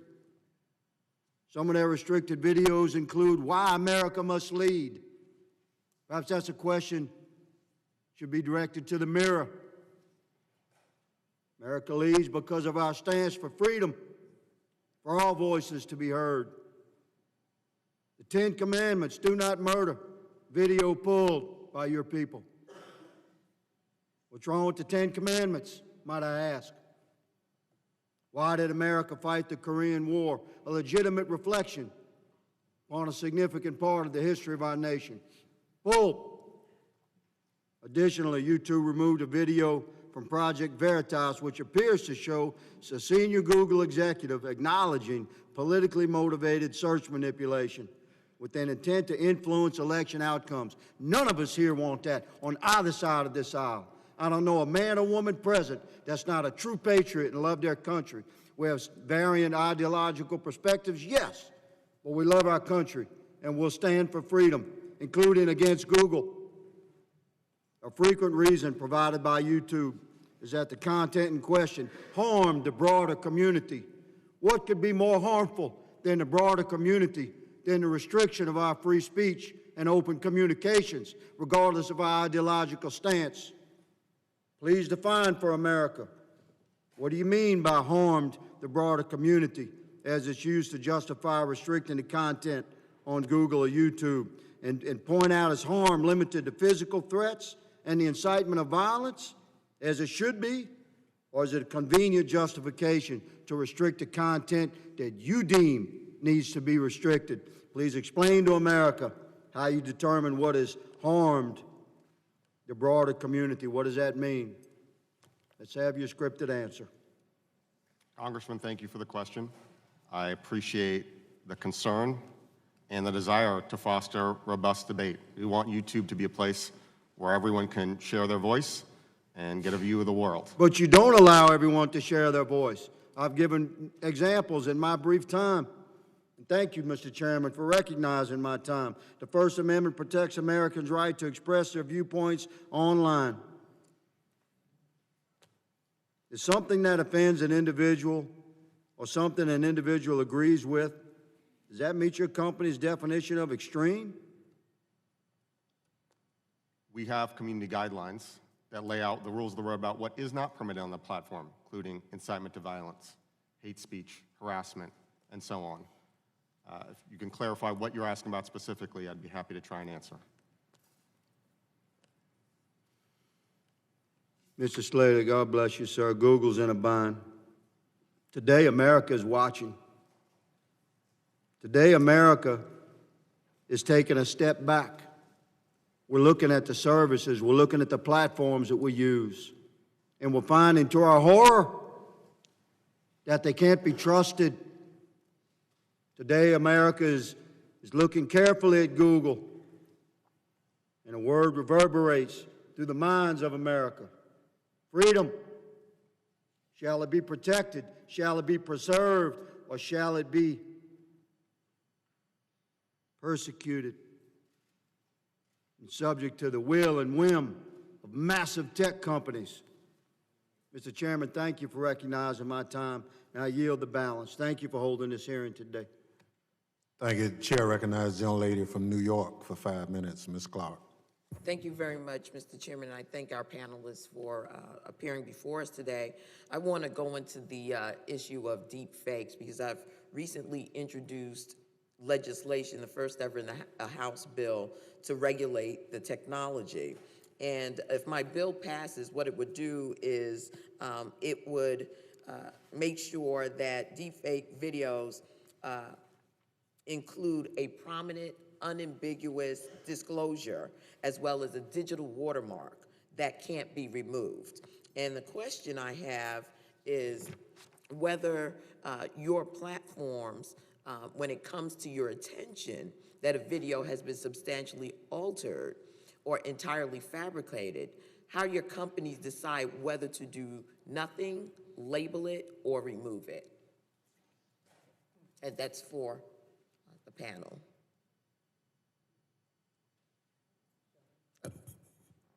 Thank you for the question, Congresswoman.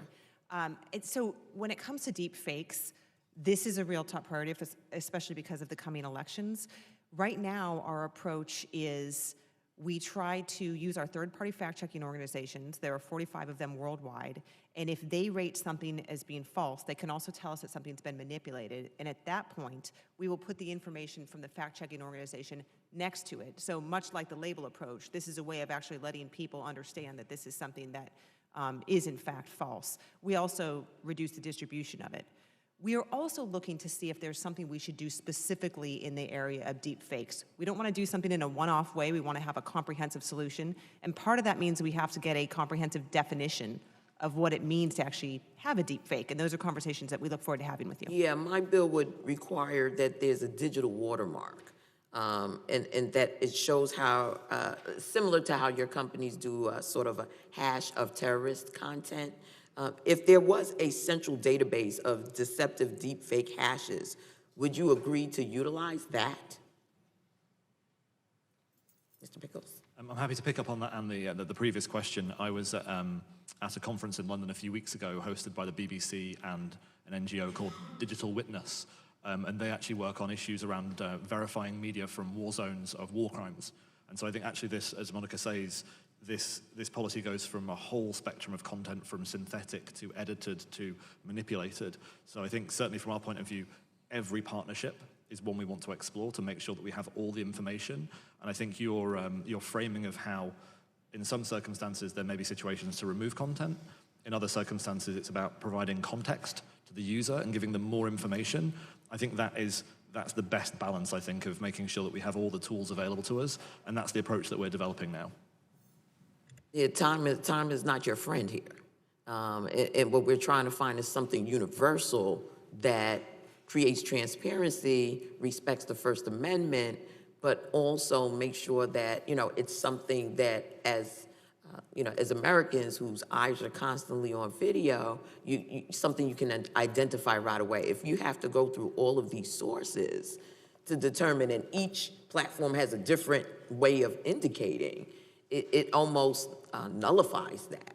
So I wanted to put that on your radar because I think that there needs to be some sort of a universal way in which Americans can detect immediately that what they're seeing is altered in some form or fashion.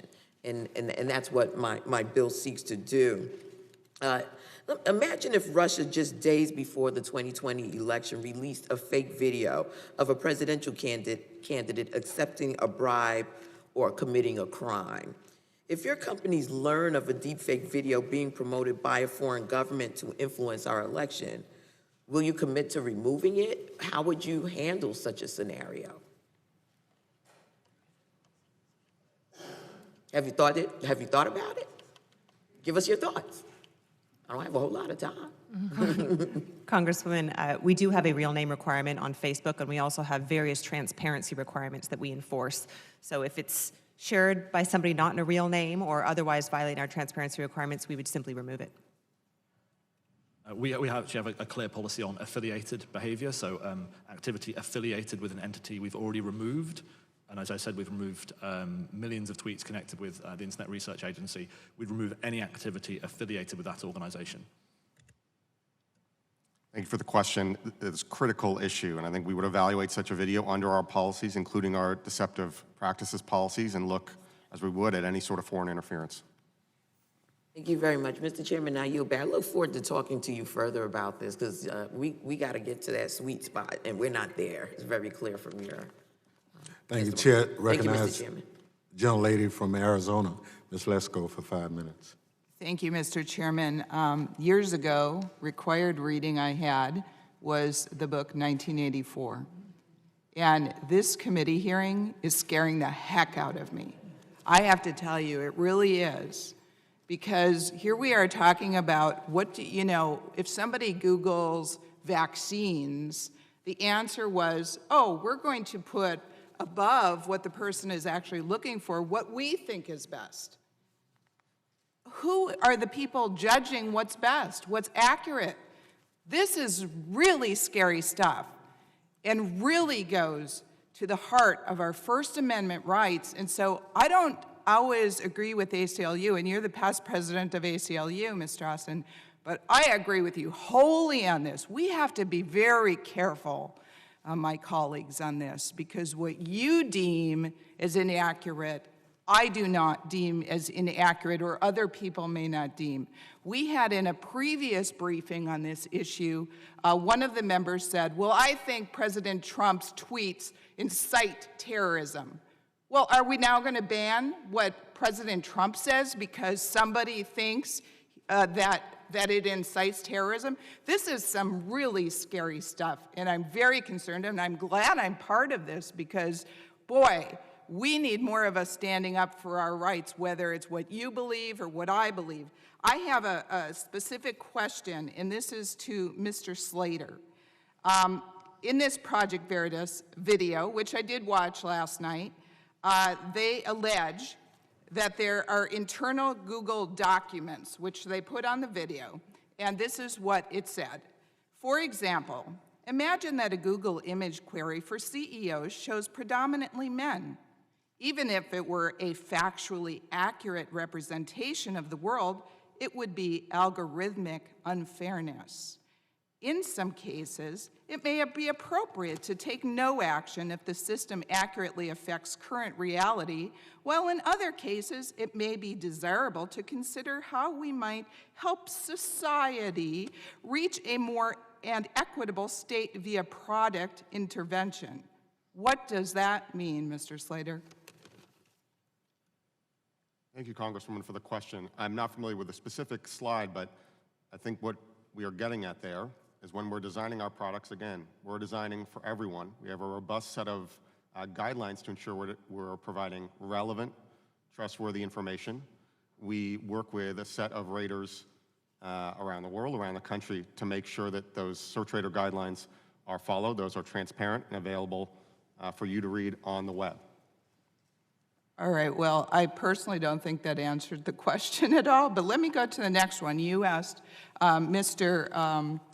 Clay Higgins a specific example, and so Mr. Slater, he was talking about Prager University. I just Googled, and I use Google, on Prager University, and it came up, and on Prager University website, it says, conservative ideas are under attack. YouTube does not want young people to hear conservative ideas. Over 10% of our entire library is under restricted mode. Why are you putting Prager University videos about liberty and those type of things on restricted mode? Thank you, Congresswoman. I appreciate the question. To my knowledge, Prager University is a huge success story on YouTube. with millions of views, millions of subscribers, and so on, remains so to this day.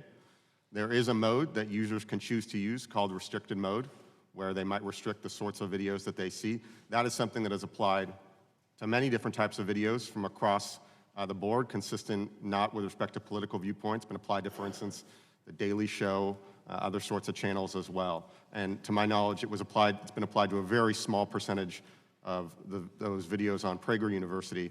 Again, that channel has been a huge success story, I think, with a huge audience on YouTube. And Mr. Pickles, regarding Twitter, and President Trump has said, I think on multiple occasions, that he's accused Twitter of, people having a hard time being deleted from followers. This actually happened to my husband.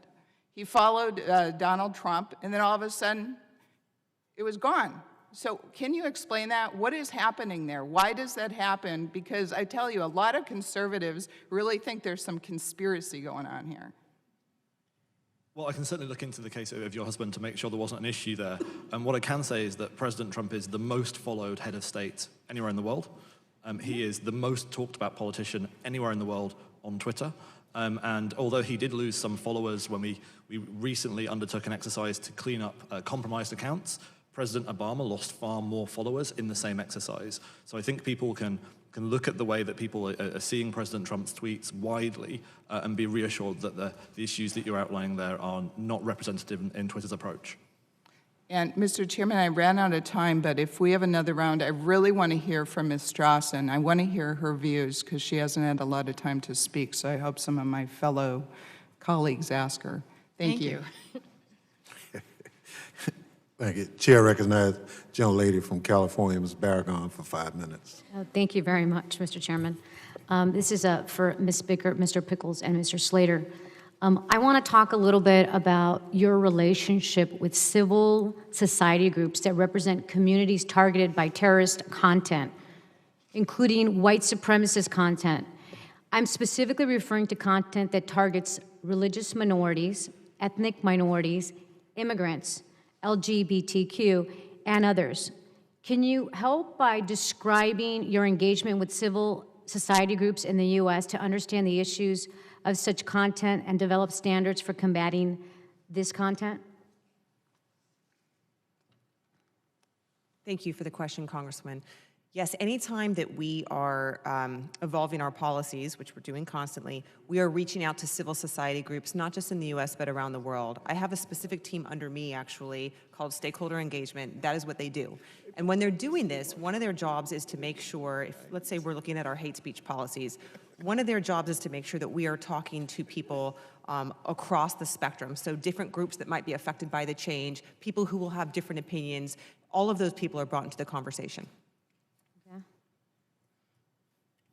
Well, similarly, we have teams around the world who are speaking to civil society groups every day. Something we're also doing is training them. And I think it's really important is that because Twitter's a unique public platform and a public conversation, when people actually challenge hatred and offer a counter-narrative, offer a positive narrative, their views can be seen all over the world. So, Je suis Charlie was seen all over the world after an attack in Paris. Similarly, after Christchurch, Hello Brother, or even Hello Salam, which was a gentleman in Kenya who challenged a terrorist who was trying to separate Christians and Muslims. So we talk to civil society groups both about our policies, but also how they can use our platform more to reach more people with their messages. Okay, and Mr. Slater, before you start, because I want to make sure you incorporate this, is one of my concerns is the onus to report the hateful content is placed on the very communities that are targeted by the hateful content. That can make social media platforms hostile places for people in targeted communities. So can you also tell us what your companies are doing to alleviate this burden? So Mr. Slater, and then I'll like to hear from the two of you on that. Sure.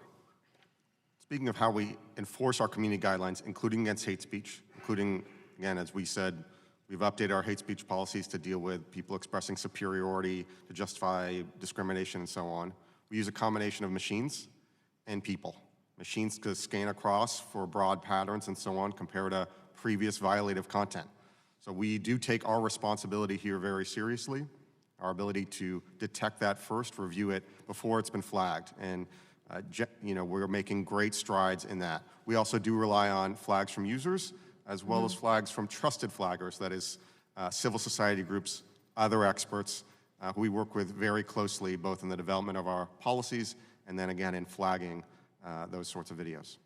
Yeah, and so just to the two of you about the burden. No, this is something that we've said previously. There was too much burden on victims. A year ago, 20% of the abuse we removed was surfaced proactively. That's now 40%. So in a year, we've been able to double the amount of content that we find proactively without waiting for a victim to review it, and we're continuing to invest to raise that number further. Can you, the three of you, provide an example where you had community engagement, and because of that feedback, there was a policy change that you made? I can actually, let me share a slightly different example, which is how we write a better policy to prevent that. So when we were crafting our policy on non-consensual intimate imagery, that covers not just media shared by an ex-partner, but it might share creep shots, which I think have been, so various countries have started asking, do you have a policy on creep shots? And because we'd spoken to those very civil society groups, our policy from the beginning was written broadly enough to capture not just the original problem, but all those different issues. Ms. Bickert? Yes, and let me address the second question that you asked about putting the burden on the victims. We have invested a lot in artificial intelligence. So there's certain times when artificial intelligence has really helped us and other areas where it's very much in its infancy. With hate speech, over the past few years, we've gone from 0 proactive detection to now, in the first quarter of this year, the majority of content that we're removing for violating our hate speech policies, we are finding using artificial intelligence and other technologies. So huge gains there. There's still a long way to go because all of those posts, after they're flagged by technology, have to be reviewed by real people who can understand the context. In terms of where our engagement has led to concrete changes, one thing I would point to is the use of hate speech in imagery. The way that we originally had our policies on hate speech, it was really focused on what people were saying in text. It was only through working with civil society partners that we were able to see how we needed to refine those policies to cover images too. And another thing I would point to is a lot of groups told us it was hard to know exactly how we defined hate speech and where we drew the line. That was a contributing factor, among many others, in why a couple years ago we published a very detailed version of our community standards where now people can see exactly how we define hate speech and how we implement it. Great, thank you. I yield back. Thank you, Chair. I recognize the gentleman from Texas for 5 minutes, Mr. Crenshaw. Thank you, Mr. Chairman, and thank you for some of the thoughtful discussion on how you combat terrorism online. I think there's worthy debates to be had there. And there's good questions on whether some of this content provides education so that we know of the bad things out there, or whether it's radicalizing people.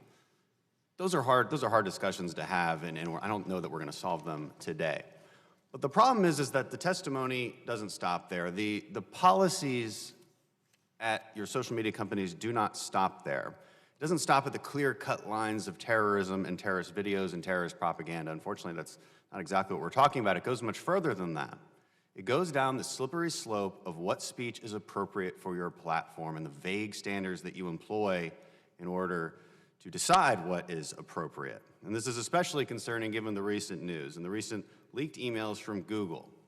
They show that labeling mainstream conservative media as Nazis is a premise upon which you operate. It's not even a question, according to those emails. The emails say, given that Ben Shapiro, Jordan Peterson, and Dennis Prager are Nazis, given that that's a premise, what do we do about it? 2 of 3 of these people are Jewish, very religious Jews, and yet you think they're Nazis. It begs the question, what kind of education do people at Google have? So they think that religious Jews are Nazis? 3 of 3 of these people had family members killed in the Holocaust. Ben Shapiro is the #1 target of the alt-right, and yet you people operate off the premise that he's a Nazi. It's pretty disturbing. And it gets to the question, do you believe in hate speech? How do you define that? Can you give me a quick definition right now? Is it written down somewhere, Google? Can you give me a definition of hate speech? Congressman, yes. So hate speech, again, as updated in our guidelines now, extends to superiority over protected groups to justify discrimination, violence, and so on, based on a number of defining characteristics, whether that's race, sexual orientation, veteran status. Do you have an example of Ben Shapiro or Jordan Peterson or Dennis Prager engaging in hate speech? Do you have one example off the top of your head? So Congressman, we evaluate individual piece of content based on that content rather than based on the speaker. Okay. Let's get to the next question. Do you believe speech can be violence? All right, there's not can you incite violence? That is very clearly not protected. But can speech just be violence? Do you believe that speech that isn't specifically calling for violence can be labeled violence and therefore harmful to people? Is that possible? Congressman, I'm not sure I fully understand the distinction you're drawing. Certainly, again, incitement to violence or things that are encouraging dangerous behavior, those are things that would be against our policies. Here's the thing. When you call somebody a Nazi, you can make the argument that you're inciting violence, and here's how. As a country, we all agree that Nazis are bad. We actually invaded an entire continent to defeat the Nazis. It's normal to say hashtag punch a Nazi because there's this common thread in this country that they're bad and that they're evil and that they should be destroyed. So when you're operating off of that premise, and frankly, it's a good premise to operate on, well, what you're implying then is that it's okay to use violence against them. When you label them, when one of the most powerful social media companies in the world labels people as Nazis, you can make the argument that's inciting violence. What you're doing is wholly irresponsible. It doesn't stop there. A year ago, it was also made clear that your fact-check system is blatantly targeted at conservative newspapers. Do you have any comment on that? Are you aware of the story I'm talking about? I'm not familiar with necessarily the specific story, Congressman. I am aware that from all political viewpoints, we sometimes get questions of this sort. I can say that our fact-check labels generally are done algorithmically based on markup and follow our policies. For the record, they specifically target conservative news media, and oftentimes they have a fact check on there that doesn't even reference the actual article, but Google makes sure that it's right next to it so as to make people understand that that one is questionable, even though when you actually read through it, it has nothing to do with it. A few days ago, and this goes to you, Ms. Burkett, one of my constituents posted photos on Facebook of Republican women daring to say that there are women for Trump. Facebook took down that post right away with no explanation. Is there any explanation for that? Without seeing it, it's hard for me to opine. That doesn't violate our policies, but I'm happy to follow up on the specific example with you. Thank you. Listen, here's what it comes down to. If we don't share the values of free speech, I'm not sure where we go from here. This practice of silencing millions and millions of people, it will create wounds and divisions in this country that we cannot heal from. This is extremely worrisome. You've created amazing platforms. We can do amazing things with what these companies have created. But if we continue down this path, it'll tear us apart. You do not have a constitutional obligation to enforce the First Amendment, but I would say that you absolutely have an obligation to enforce American values, and the First Amendment is an underpinning of American values that we should be protecting until the day we die. Thank you, and thank you for indulging me, Mr. Chairman. Thank you. Ms. Strawson, Chair going to take prerogative and allow you to make a comment if you like. Thank you so much for protecting my free speech rights, Mr. Chairman. The main point that I wanted to make is that even if we have content moderation that is enforced with the noblest principles, and people are striving to be fair and impartial, it is impossible. These so-called standards are irreducibly subjective.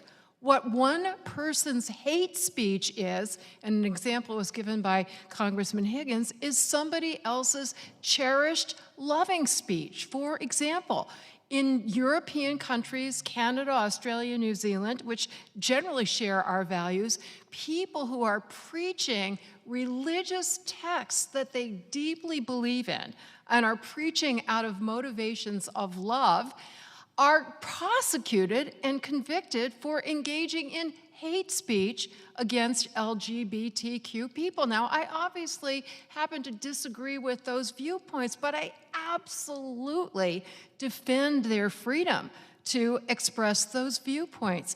At best, these so-called standards, and I did read every single word of Facebook's standards, and the more you read them, the more complicated it is. And no two Facebook enforcers agree with each other, and none of us would either. So that means that we are entrusting to some other authority the power to make decisions that should reside in each of us as individuals as to what we choose to see and what we choose not to see, and what we choose to use our own free speech rights to respond to. And that, I think these platforms have, I cannot agree more about the positive potential, but we have to maximize that positive potential through user empowerment tools, through radically increased transparency. One of the problems of this— I'm not going to limit your speech, I'm going to limit your time. That's Congressman Thank you. Correa, for 5 minutes. Thank you, Mr. Chairman Thompson and the ranking member for holding this very very critical hearing and very interesting, very important issues. I want to turn a little bit to the Russian interference in 2016. Mueller report outlines indictment of 13 Russians, three companies for conspiring to subvert our election system. 2018, we saw indications that, again, Russians were at it again. 2020, former Secretary of Homeland Security Nielsen, before she resigned, brought up the fact that the Russians were at it 2020 again. There's other countries also trying to affect our election system. And so I'm hearing your testimony and my question, of course, Ms. Strawson, addressing the issue of First Amendment. Does the First Amendment cover fake videos online? We talked a little bit about the Pelosi fake video, and maybe you say yes. I probably say probably not, and I'll tell you why, because that's a damaging video with false content. And although you may be private companies, when I hear my children tell me I saw it on this platform, the assumption is that it is factual. And Ms. Brickett, it took you 24 hours to take that video down. The others didn't take it down. You are essentially a messenger, and when your information shows up online, this population believes that you're credible and that information on there is probably credible too. And that's what's damaging to our country, to our democracy.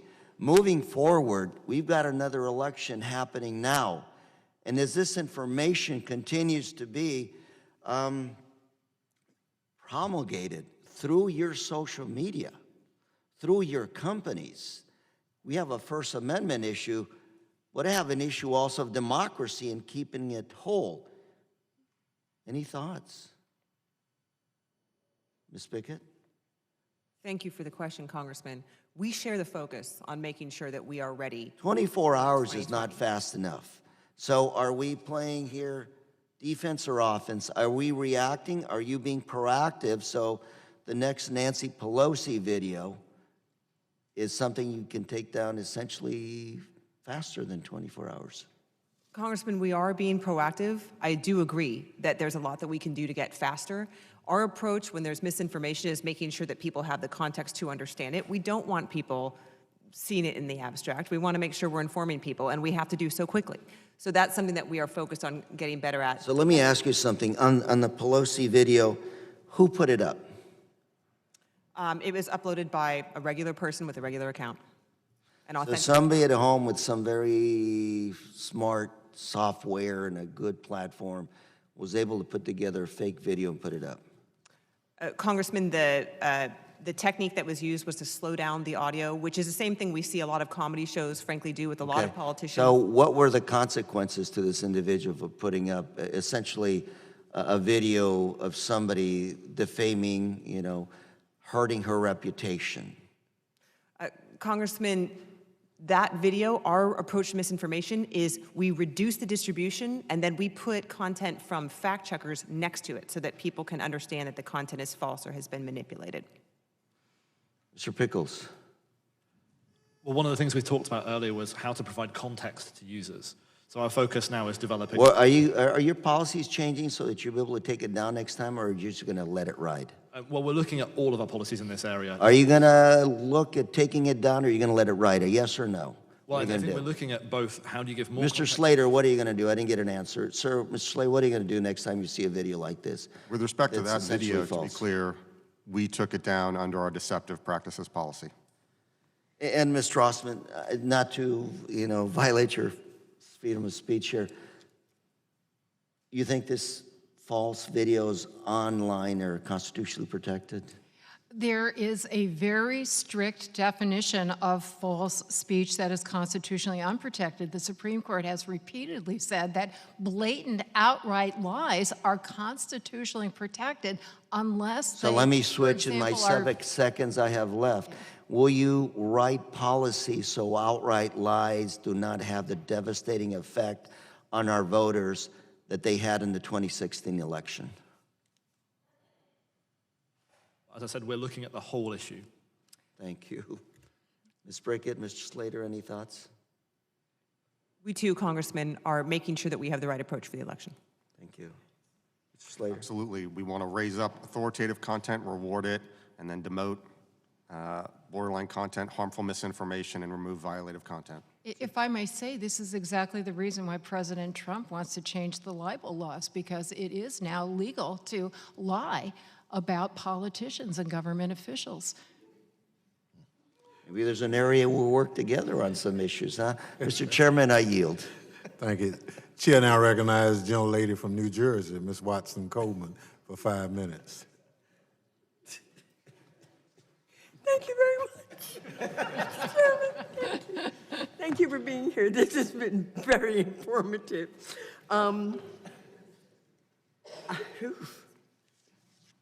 Let me ask you a really quick question, yes or no? The GIFACIT, is that right? GIFACIT? G-I-F-C-T,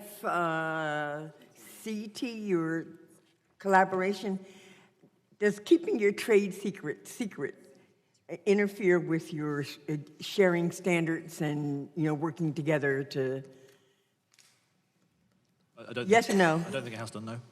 Okay. I know you use this platform for terrorism. Do you use that platform at all for the sort of hate groups? Not at present, but certainly after New Zealand, that highlighted that we do need to broaden our approach to different issues. Mm-hmm. So, in my briefing, dog whistling has been mentioned as a certain kind of political messaging strategy that employs coded language to send a message. Certain groups that flies under the radar, and it's used by white supremacist groups often, and it is rapidly evolving on social media platforms, and it has its a space and targeting of racism and other sort of isms that we find abhorrent in this country. How do you solve the challenge of moderating dog whistle content on your platform, especially when it's being used to encourage these isms that we abhor so much? I'm happy to start and then let others finish. I'll take 1, 2, 3. Oh, sure. And sorry, start with me. I'll take you any way you want to come. Well, firstly, we enforce our rules, and one of the things that our rules are is about behavior. So if you're targeting somebody because of the membership of a protected characteristic, that's the important factor. Okay. The words come secondary. GIFCT has an entire stream of research, and one of the reasons for having that research stream is so that we can investigate what are the latest trends, what are the things we need to be learning about those kind of terms. And then finally, when we see whether it's different kinds of extremist groups, speaking for Twitter, we've banned more than 180 groups from our platform for violent extremism across the spectrum, both in the US and globally. So we have a policy framework and also the industry sharing. Thank you. Thank you, Congresswoman. I would echo that a lot of this is about getting to the groups. We do have a hate speech policy, but beyond that, we know that sometimes there are groups that are just engaging in bad behavior. And so we ban not only violent groups, but also white supremacist groups and other hate groups, and we've removed more than 200 of them from our platform to date. Thank you for the question. We do, as I said, remove hate speech on our platform. This is, and the sort of concerns you're talking about is what motivated the more recent changes. We also recognize that things may brush up against those policies, be borderline, but not quite cross them. And for those, we do work to reduce, demote them in the frequency and recommendations and so on. Congresswoman, if I could have just 10 I'm seconds. going to ask you a question. You can have a little bit more than that. Thank you. This is a very quick question. Ms. Bicker, did you bring any staff here with you today? Any employees from your? Yes, we did. Could you please have them stand up? For those that have accompanied Ms. Bicker, could you please stand up? Thank you very much.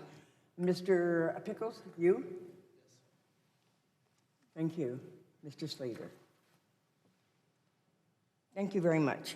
A couple of things that you mentioned. You talked about making sure that people are real and that they're American when they're going to do advertisement, and you said we're going to send information to you, you have to send it back, and it just simply proves that you may be pretending to be an American living and really living here or having a domicile here, an address here, still doesn't necessarily guarantee that they're legitimate.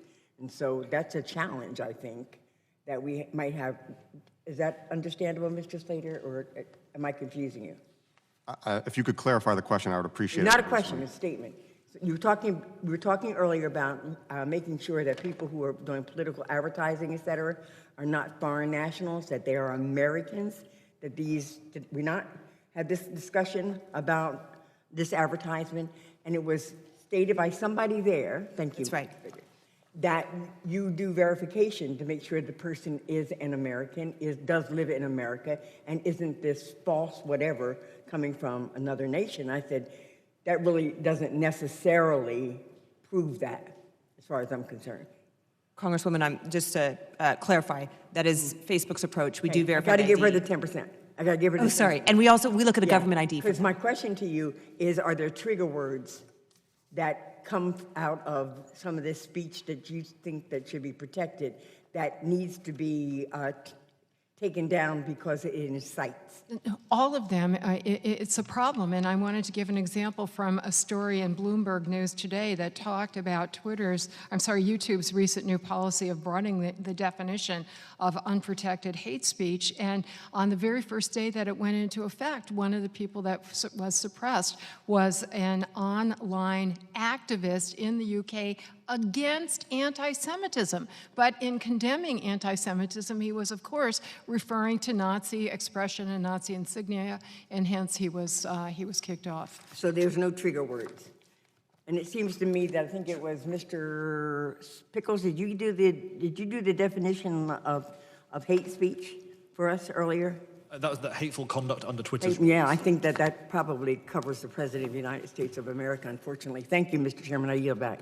Chair recognizes the gentleman from New York, Mr. Rose. For 5 minutes. Mr. Chairman, thank you, and thank you all for being here. 2 months ago, in the immediate aftermath of the Christchurch incident, we sent out a letter to you all asking how much money are you spending on counterterror screening, and how many people do you have allocated to it? And we've had interesting conversations over those ensuing months, and the 3 basic problems that you have brought to me are that, one, that oversimplifies it because there's also an AI component to this. Well, yesterday we did a hearing that showed AI alone cannot solve this, impossible, and not into the future. You all agree with that. The second thing, though, that you have all said to me is that this is a collective action problem. We're all in this together, and we have the GIF-CT. So I've got some very basic questions about the GIF-CT. I'd appreciate if you could just immediately answer yes or no, and then we can get into the details. First question, does the GIF-CT have any full-time employees? Ms. Pickard. Does the GIF-CT have a full-time employee dedicated to it to run it? No, we have people at Facebook full-time dedicated to GIF-CT. Okay. The same, we have people at Twitter working with GIF-CT, but we don't have GIF-CT doesn't. Okay. Yes, our answer is the same. Does the GIF-CT have a brick and mortar structure? If I want to go visit the GIF-CT, could I do so? Ms. Pickard. No, Congressman. We do host the database physically at Facebook. Okay. Ms. Pickles? No, our collaboration is 4 companies working together. We meet in person, we have virtual meetings. It's about collaboration, not about a physical building. Ms. Slater? That's right, nothing further to add. So no brick and mortar structure, but I presume you have a Google Hangout or maybe a Facebook Hangout. I don't know how you would decide that. But Adhesive and Sealant Council, an association located in Bethesda, Maryland, at the Adhesive and Sealant Council. It has 5 full-time staff. It has a brick and mortar structure. And you all cannot get your act together enough to dedicate enough resources to put full-time staff under a building dealing with this problem. I think it speaks to the ways in which we're addressing this with this technocratic, libertarian elitism. And all the while, people are being killed. All the while, there are things happening that are highly preventable. AI. Are there any AI systems that any of you all have that are not available to the GIFT CT? Congressman, yes, depending on how our products work, they all work differently, so artificial intelligence works differently. And we actually worked for some time on doing this. We had to come up with one common technical solution that everybody could use. We now have that for videos, and we do give it for free to smaller companies. But that's but one technique we have. And please, just keep it, I just want to know if you have any AI not that the GIFT CT doesn't have available. Well, I'd also say that this isn't just AI. That's why we share URLs. Very low tech, low-fi, but if you're a small company and someone gives you a URL to content, you don't need AI to look at that. So I think that's why it's a combination solution. Yes, nothing further to add to those comments. Okay, my understanding is that there were no officially declared POCs for the GIFT CT that were made public from each company until after the Christchurch shooting. I know that they were there, but they were not declared established POCs at each of your companies until after the Christchurch shooting 2 months ago. Is this the case? Congressman, we have a channel that people can use that gets routed to whoever is on call from our company. But is that the case that there were no established POCs? And this is the information you all have given me already. I'm just asking you to put it on the record. No established POCs at the GIFT CT until after the Christchurch shooting. Is that correct? Perhaps not publicly listed, but certainly people know who to No established public POCs until after the Christchurch shooting. Well, I draw a distinction between the POCs and the companies. We work together every week, every day. I think the point you're getting at is crisis response. I'm getting to the fact that you're not taking it seriously because there's no public building, there's no full-time staff, there were no public POCs until after the Christchurch shooting.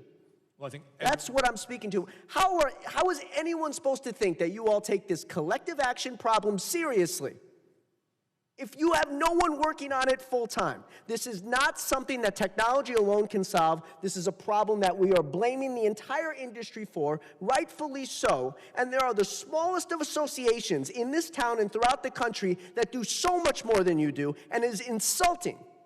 It is insulting that you would not at least apologize for saying that there were no established POCs prior to the Christchurch shooting. It was a joke of an association. It remains a joke of an association, and we have got to see this thing dramatically improved. Lastly, if there were terrorist content shown to be on your platforms by a public entity, would you take it down? So, Ms. Bicker, why, when the Whistleblower Association reveals that Facebook is establishing, through its AI platform, Al-Qaeda community groups, such as this one, a local business, Al-Qaeda in the Arabian Peninsula, with 217 followers, I have it right here on my phone, by the Whistleblower Association. It is considered the most active of Al-Qaeda's branches or franchises that emerged due to weakening central leadership. It is a militant Islamist organization primarily active in Yemen and Saudi Arabia. Why is this still up? We have every right now to feel as if you are not taking this seriously. And by we, I do not mean Congress, I mean the American people. Thank you. Thank you. Chair recognizes the gentlelady from Florida, Ms. Dimmons, for 5 minutes. Thank you so much, Mr. Chairman. We have already talked about the massacre at the Christ Church, and we also know that it was law enforcement who notified Facebook about what was going on. Ms. Bickert, I'd like to know if you could talk a little bit about your work and relationship with law enforcement and share some of the specific things that you are doing to further enhance your ability to work with law enforcement to continue to work to prevent incidences like this from happening again. Thank you, Congresswoman. We have a special point of contact from our law enforcement engagement team, so people from within our company, usually former law enforcement, who are assigned to each company. And those relationships are well functioning and are the reason that New Zealand law enforcement were able to reach out to us. And once they did, within minutes. You surely believe that they would have been able to reach out to you if you didn't have a law enforcement team, right? Wouldn't that have been part of their responsibility? Any law enforcement agency that saw what was happening live on your platform to notify you? Congressman, we want to make it very easy. If they see something, that they know exactly where to go. It's also a reason. So here with New Zealand, when they reached out to us, we responded within minutes. We also have an online portal through which they can reach us, and that is manned 24 hours a day. So if there's any kind of emergency, we're on it. Finally, if we see that there's an imminent risk of harm, we proactively reach out to them. I will also tell you, anytime that there's a terror attack or some sort of mass violence in the world, we proactively reach out to law enforcement to make sure that if there are accounts we should know about or names of victims, any sort of action that we should be taking, that we are on it immediately. Okay, moving right along, Mr. Pickles, you said that we will not solve the problems by moving content alone. Is that correct, what you said? Okay, and I know that most companies do a pretty good job in terms of combating or fighting child exploitation or pornography. And I'd just like to hear you talk a little bit about your efforts to combat terrorism and share some of the similarities, because we can't solve the problems by just taking down content alone. So if you could just show some of the similarities in terms of your efforts of combating terrorism, along with your efforts to combat child pornography. I know you put a lot of resources in combating child pornography, rightly so, but could you talk about the similarities in the two goals? Absolutely. What we have, there's similarities and differences. In the similarities space, we are able to use similar technology to look for an image we've seen before.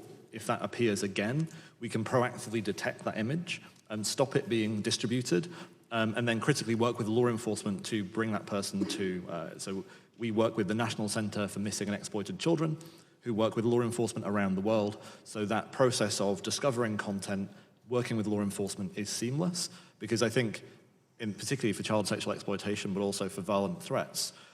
So what about for combating terrorism? So I think in either case, if someone is posting that content, removing the content is our response. But there's a law enforcement response there as well, which holds people to account, potentially prosecutes them for criminal offenses. And that working in tandem between the two is very important. We have a similar industry body that shares information, and we also work with governments to share threat intelligence and analysis of trends so that we can make sure we're staying ahead of bad actors. But the biggest area of similarity is the bad actors never stay the same. They're constantly evolving, so we have to constantly be looking for the next opportunity to improve. Okay, all right, thank you. At the beginning of this conversation, we talked about, the chairman asked a question about, or referenced the video of the speaker and why some of you removed it and some did not. And Mr. Slater, I was so pleased to hear your answer, which was, you look for deceptive practices. It was deceptive, you removed it, correct? Could you just talk a little bit more about, it seemed like such a, because, and Ms. Strawson, if you would, I believe you said that the social media platforms' free speech right is their ability to decide what is posted and what is not posted. Exactly. It's just that simple, right? They can decide what is posted and what's not posted. So, Mr. Slater, if you could just talk a little bit about your process, and it was deceptive, you took it down. Happy to, Congresswoman. Important question. And we have community guidelines. One of those guidelines is about deceptive practices. We review each bit of content thoroughly to make sure whether it is violative or whether it may fit into an exception, education, documentary, and so on and so forth, and do that on an individualized basis to see if the context has been met.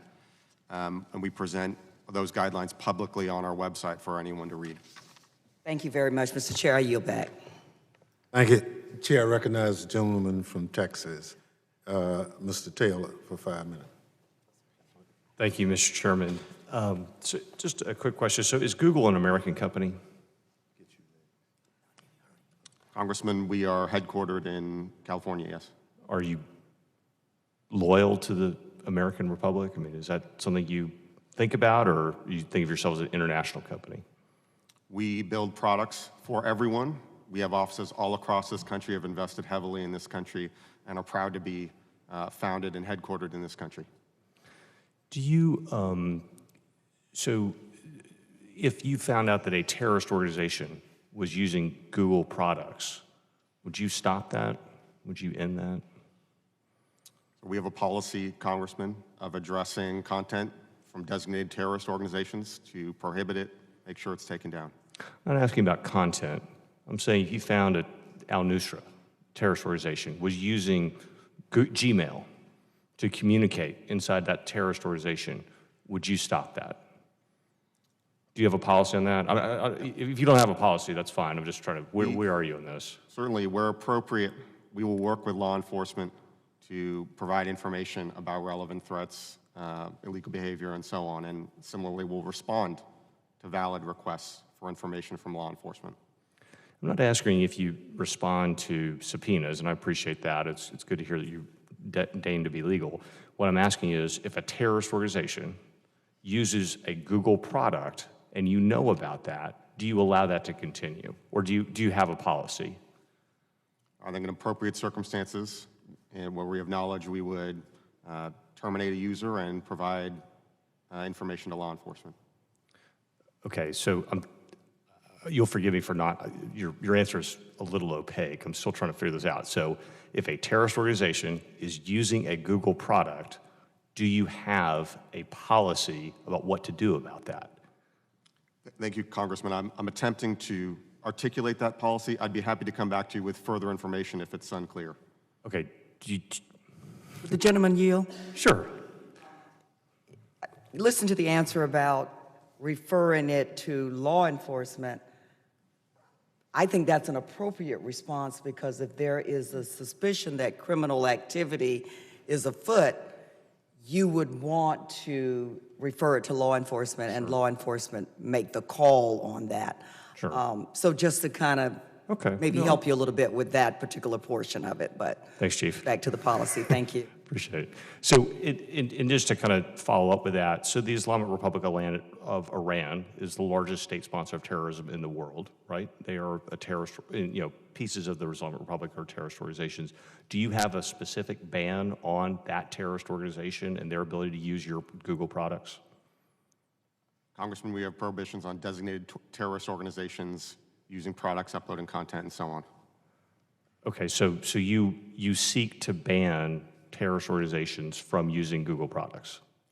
I'm not trying to put words in your mouth. I'm just trying to understand your position on this. Designated terrorist organizations, yeah, prohibitions on that sort of organization, correct. So, and I'm not just asking about content. I'm asking about the services you provide, right? You provide Gmail, you provide iCalendar, you provide a whole host of different services that people can use. I'm trying to ask about the services, not the content. I realize that the focus of this hearing is about content, which is why you're here, but I'm asking about the actual services.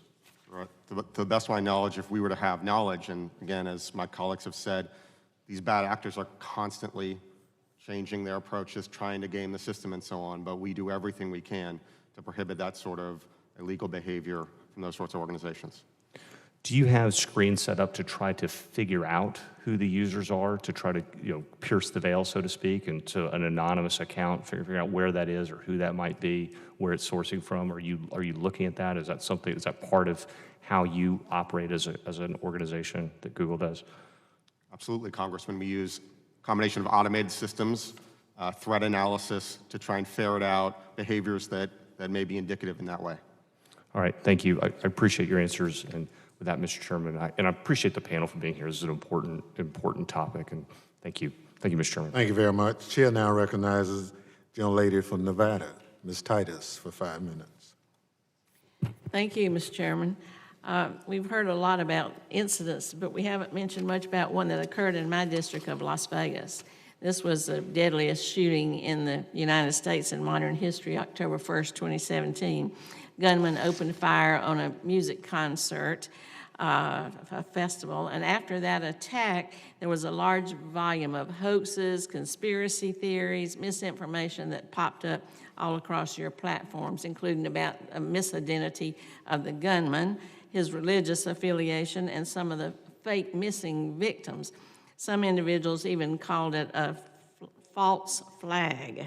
In addition, when you put up a search safety check site on Facebook, where loved ones could check in to see who was safe and who wasn't, there were all kinds of things that popped up, like links to spam websites that solicited Bitcoin donations. They peddled false information, claiming that the shooter was associated with some anti-Trump army.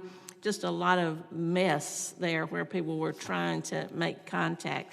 I wonder if you have any specific policy or protocols or algorithms to deal with the immediate aftermath of a mass shooting like this. All three of you.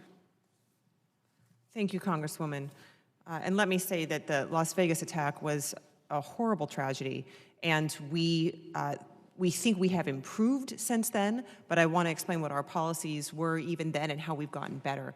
So with the Las Vegas attack, we remove any information that is praising that attack or the shooter, and we also took steps to protect the accounts of the victims. Sometimes in the aftermath of these things, we'll see people try to hack into account victims, and we also worked very closely with. Since then, one area where we've response in the wake of a violent tragedy, you had these companies at the table and others communicating real time, sharing with one another URLs, new versions of the video of the attack, and so forth to make sure. And it was literally a real time for the first 24 hours operation where we were sharing.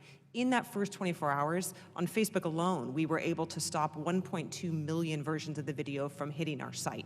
So we've gotten a lot better technically, but this is an area where we'll continue to invest. Thank you. And as you've just heard, I think one of the challenges we have in this space is different actors will change their behavior to try and get around our rules. One of the things that we saw after Christchurch, which was concerning, was people uploading content to prove the event had happened. So the suggestion that because companies like ours were removing content at scale, people were calling that censorship.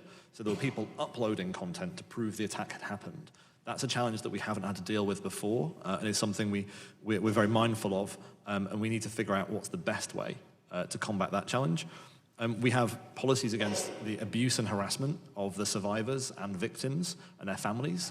So if someone's targeting someone who's been a victim or a survivor and is denying the event took place or is harassing them because of another factor like political ideology, we would take action for the harassment in that space. And then finally, the question of how we work with organizations to spread the positive message going forward. So that's where, if there's groups in your communities who are affected by this and working with the victims to show the the positivity of your community, then we'd be keen to work with those organizations wherever they are in the US to spread that message of positivity. Slater. Yes, thank you, Congresswoman. This is of the utmost seriousness. It was a tragic event, I think, for our country, for society. Personally, someone who lived in both Las Vegas and New Zealand, both of these events I hold deeply in my heart.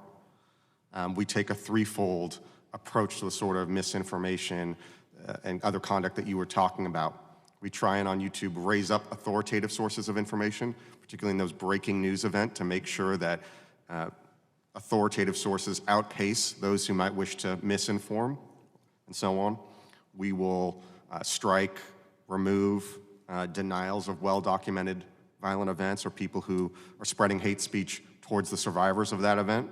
And we will also seek to reduce exposure to content that is harmful misinformation, including on conspiracies and the like.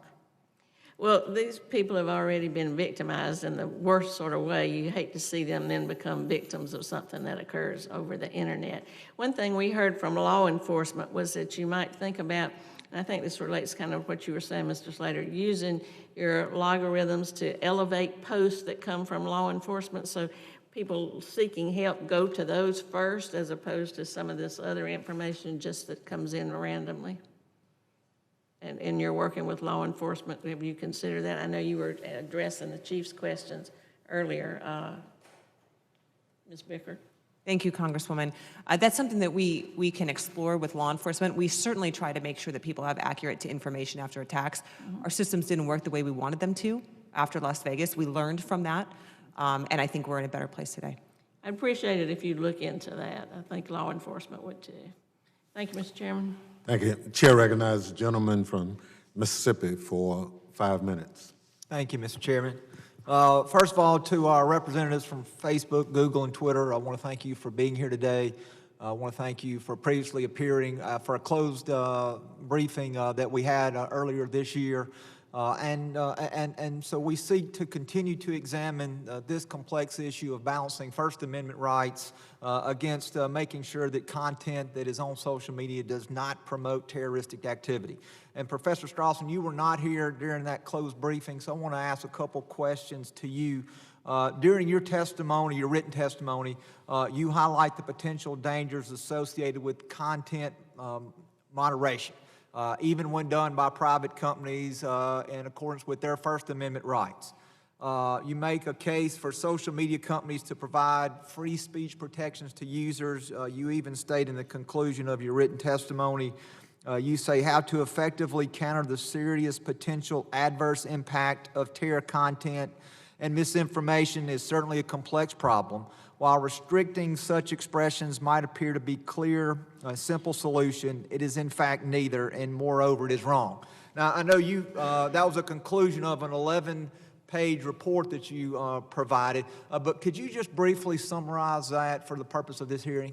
Thank you so much, Congressman Guest. Yes, the problem is the inherent subjectivity of these standards, and no matter how much you articulate them, and I think it's wonderful that Facebook and the other companies have now fairly recently shared their standards with us, you can see that it is impossible to apply them consistently to any particular content. Reasonable people will disagree. The concept of hate, the concept of terror, the concept of misinformation are strongly debated. One person's fake news is somebody else's cherished truth. Now, a lot of attention has been given to the reports about discrimination against conservative viewpoints in how these policies are implemented.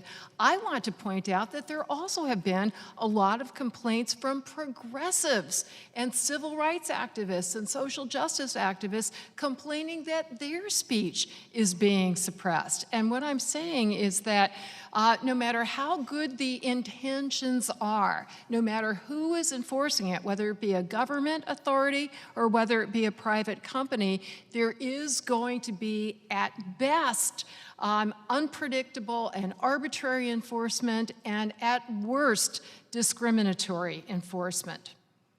And let me ask you, as an expert in the First Amendment, do you feel that content moderation by social media companies has gone too far? I think that, first of all, they have a First Amendment right. I think that's really important to stress. But given the enormous power of these platforms, which, as the Supreme Court said in a unanimous decision 2 years ago, that this is now the most important forum for the exchange of information and ideas, including with elected officials, those who should be accountable to we the people. So if we do not have free and unfettered exchange of ideas on these platforms for all practical purposes, we don't have it. And that is a threat to our democratic republic as well as it is to individual liberty. And there's a lot that these platforms can do in terms of user empowerment so that we can make our own choices about what to see and what not to see, and also information about that will help us evaluate the credibility of the information that's being put out there.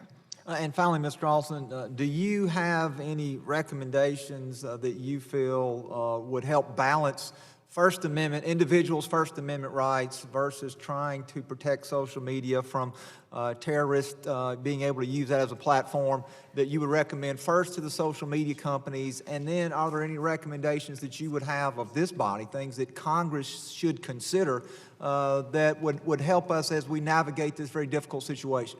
I think that Congress's oversight, as you're exercising very vigorously, is extremely important. I think encouraging, but not requiring, the companies to be respectful of all of the concerns, human rights concerns of fairness and transparency and due process, as well as free speech, but also concerns about potential terrorism and dangerous speech. I actually think that the United States Supreme Court and international human rights norms, which largely overlap, have gotten it right. They restrict discretion to enforce standards by insisting that before speech can be punished or taken suppressed, that there has to be a specific and direct, tight causal connection between the speech in that particular context which causes an imminent danger. And we can never look at words alone in isolation, to get back to the question that I was asked by the Congresswoman, because you have to look at context. If in a particular context there is a true threat, there is intentional incitement of imminent violence, there is material support of terrorism, there is defamatory statements, there is fraudulent statements, all of that can be punished by the government, and therefore those standards should be enforced by social media as well. That would give us, in my view, that is exactly the right way to strike the balance here. Thank you, Mr. Chairman. I yield back. Thank you very much. Chair recognizes the gentleman from Missouri, Reverend Cleaver, for 5 minutes. Thank you, Mr. Chairman.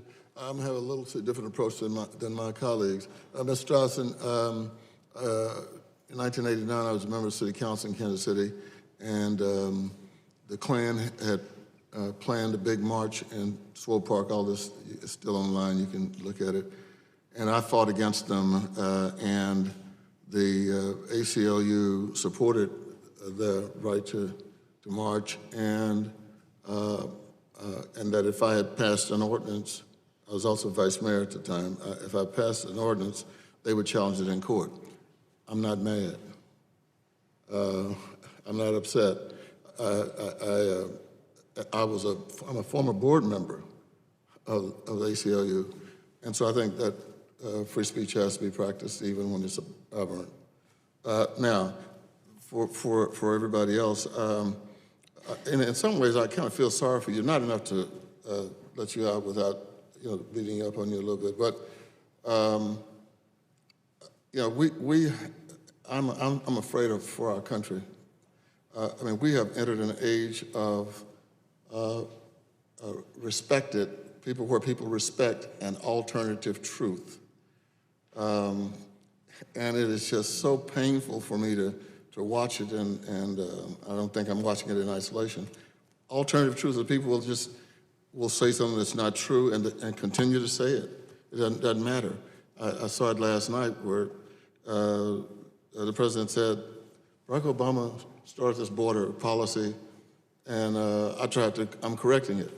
And what they did, and this is what I want you to consider, what one of the TV networks did is put up people making statements about what was happening. They showed Jeff Sessions when he had first announced the separation policy and so forth. And the problem is that Churchill said that a lie can travel halfway around the world before the truth puts on its shoes, and that is true. That is, if we started a 20th century new Bible, that should be one of the scriptures, because it's a fact. And the truth cannot always be uncontaminated with sprinkles of deceit. So you guys have a tough job. I don't want to make it seem like it's something that you can do easily. Our system of government, I think, even beyond that, our moral connections depend a lot more, and I didn't realize this. I spent 3.5 years in seminary. I didn't realize this until recently, but we depend significantly on shame. I mean, there are some things that laws can't touch, and so our society functions on shame. And so when shame is dismembered, I'm not sure what else we have left. But what I would like for you to react to and maybe even consider is, instead of taking something down in some instances, why not just put up the truth next to it? I mean, the truth. I'm not talking about somebody else's response. I'm talking about the truth, where you put, like the video, I wish I could have brought it to you, where they said, here's the lie and here's the truth. Anybody help me? Okay. Go ahead. All right, anybody else? So this is a very important issue, Congressman. Yes, that's why, yes. Absolutely. And so one of the things we've been trying to do is twofold with respect to harmful misinformation. So one is where there is a video that says, say, the moon landing didn't happen. And my grandmother said that. Or the earth is flat. Video may be up, but you will see a box underneath it that says, here's a link to the Wikipedia page about the moon landing, or the Encyclopedia Britannica page, where you can go and learn more. I think that speaks to yeah, that's what I'm talking the sort of about, feature yeah. that you're talking about. The other thing we try and do is... You do that now? We do that today, yes, sir. And the other thing we try and do is reduce the exposure, the frequency of the recommendations to information that might be harmful misinformation, such as those sorts of conspiracies. Thank you. Well, I think you rightly highlighted the interplay between what's on social media companies, the news media, what's on TV, and how that cycle of information works together is a critical part of solving this. I think the one thing that for Twitter, because we're a public platform, very, very quickly people are able to challenge, to expose, to say that's not true, here's the evidence, here is the data. There is something incredibly important about these conversations taking place in public that I think is something, as we move into the information century, we need to bear in mind. Thank you. Congressman, thank you. Similar to what my colleague referenced, we actually, if there's something like misinformation that a third-party fact-checking organization has debunked, and we work with 45 of these organizations worldwide, they all meet objective criteria, they're all pointer certified. What we do is we actually take the articles from those fact-checkers and put it right next to the false content so that people have that context. And we say, if you go to share some of that content, we say this content has been rated false by a fact checker, and we link them to it. Similarly, when it comes to things like misinformation about vaccines, we are working with organizations like the CDC and the World Health Organization to get content from them that we can actually put next to vaccine-related misinformation on our site.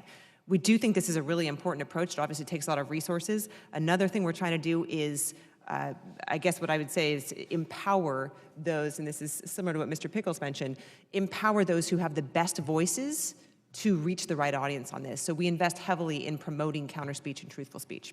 Thank you. Thank you, Mr. Chairman. Thank you very much. Before we close, I'd like to insert into the record a number of documents. The first are several letters from stakeholders addressed to Facebook as well as Twitter and YouTube about hateful content on their platform.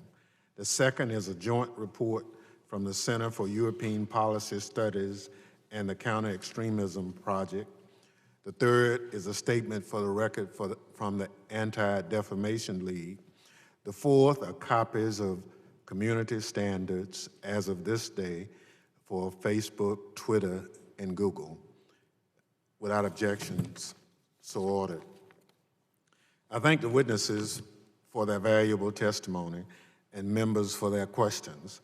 The members of the committee may have additional questions for the witnesses, and we ask that you respond expeditiously in writing to those questions. The other point I'd like to make for Facebook, you were 30 hours late with your testimony, and staff took note of it, And for a company your size, that was just not acceptable for the committee, so I want the record to reflect that. Without objections, the committee record shall be kept open for 10 days. Hearing no further business, the committee stands adjourned. We had Grace under pressure.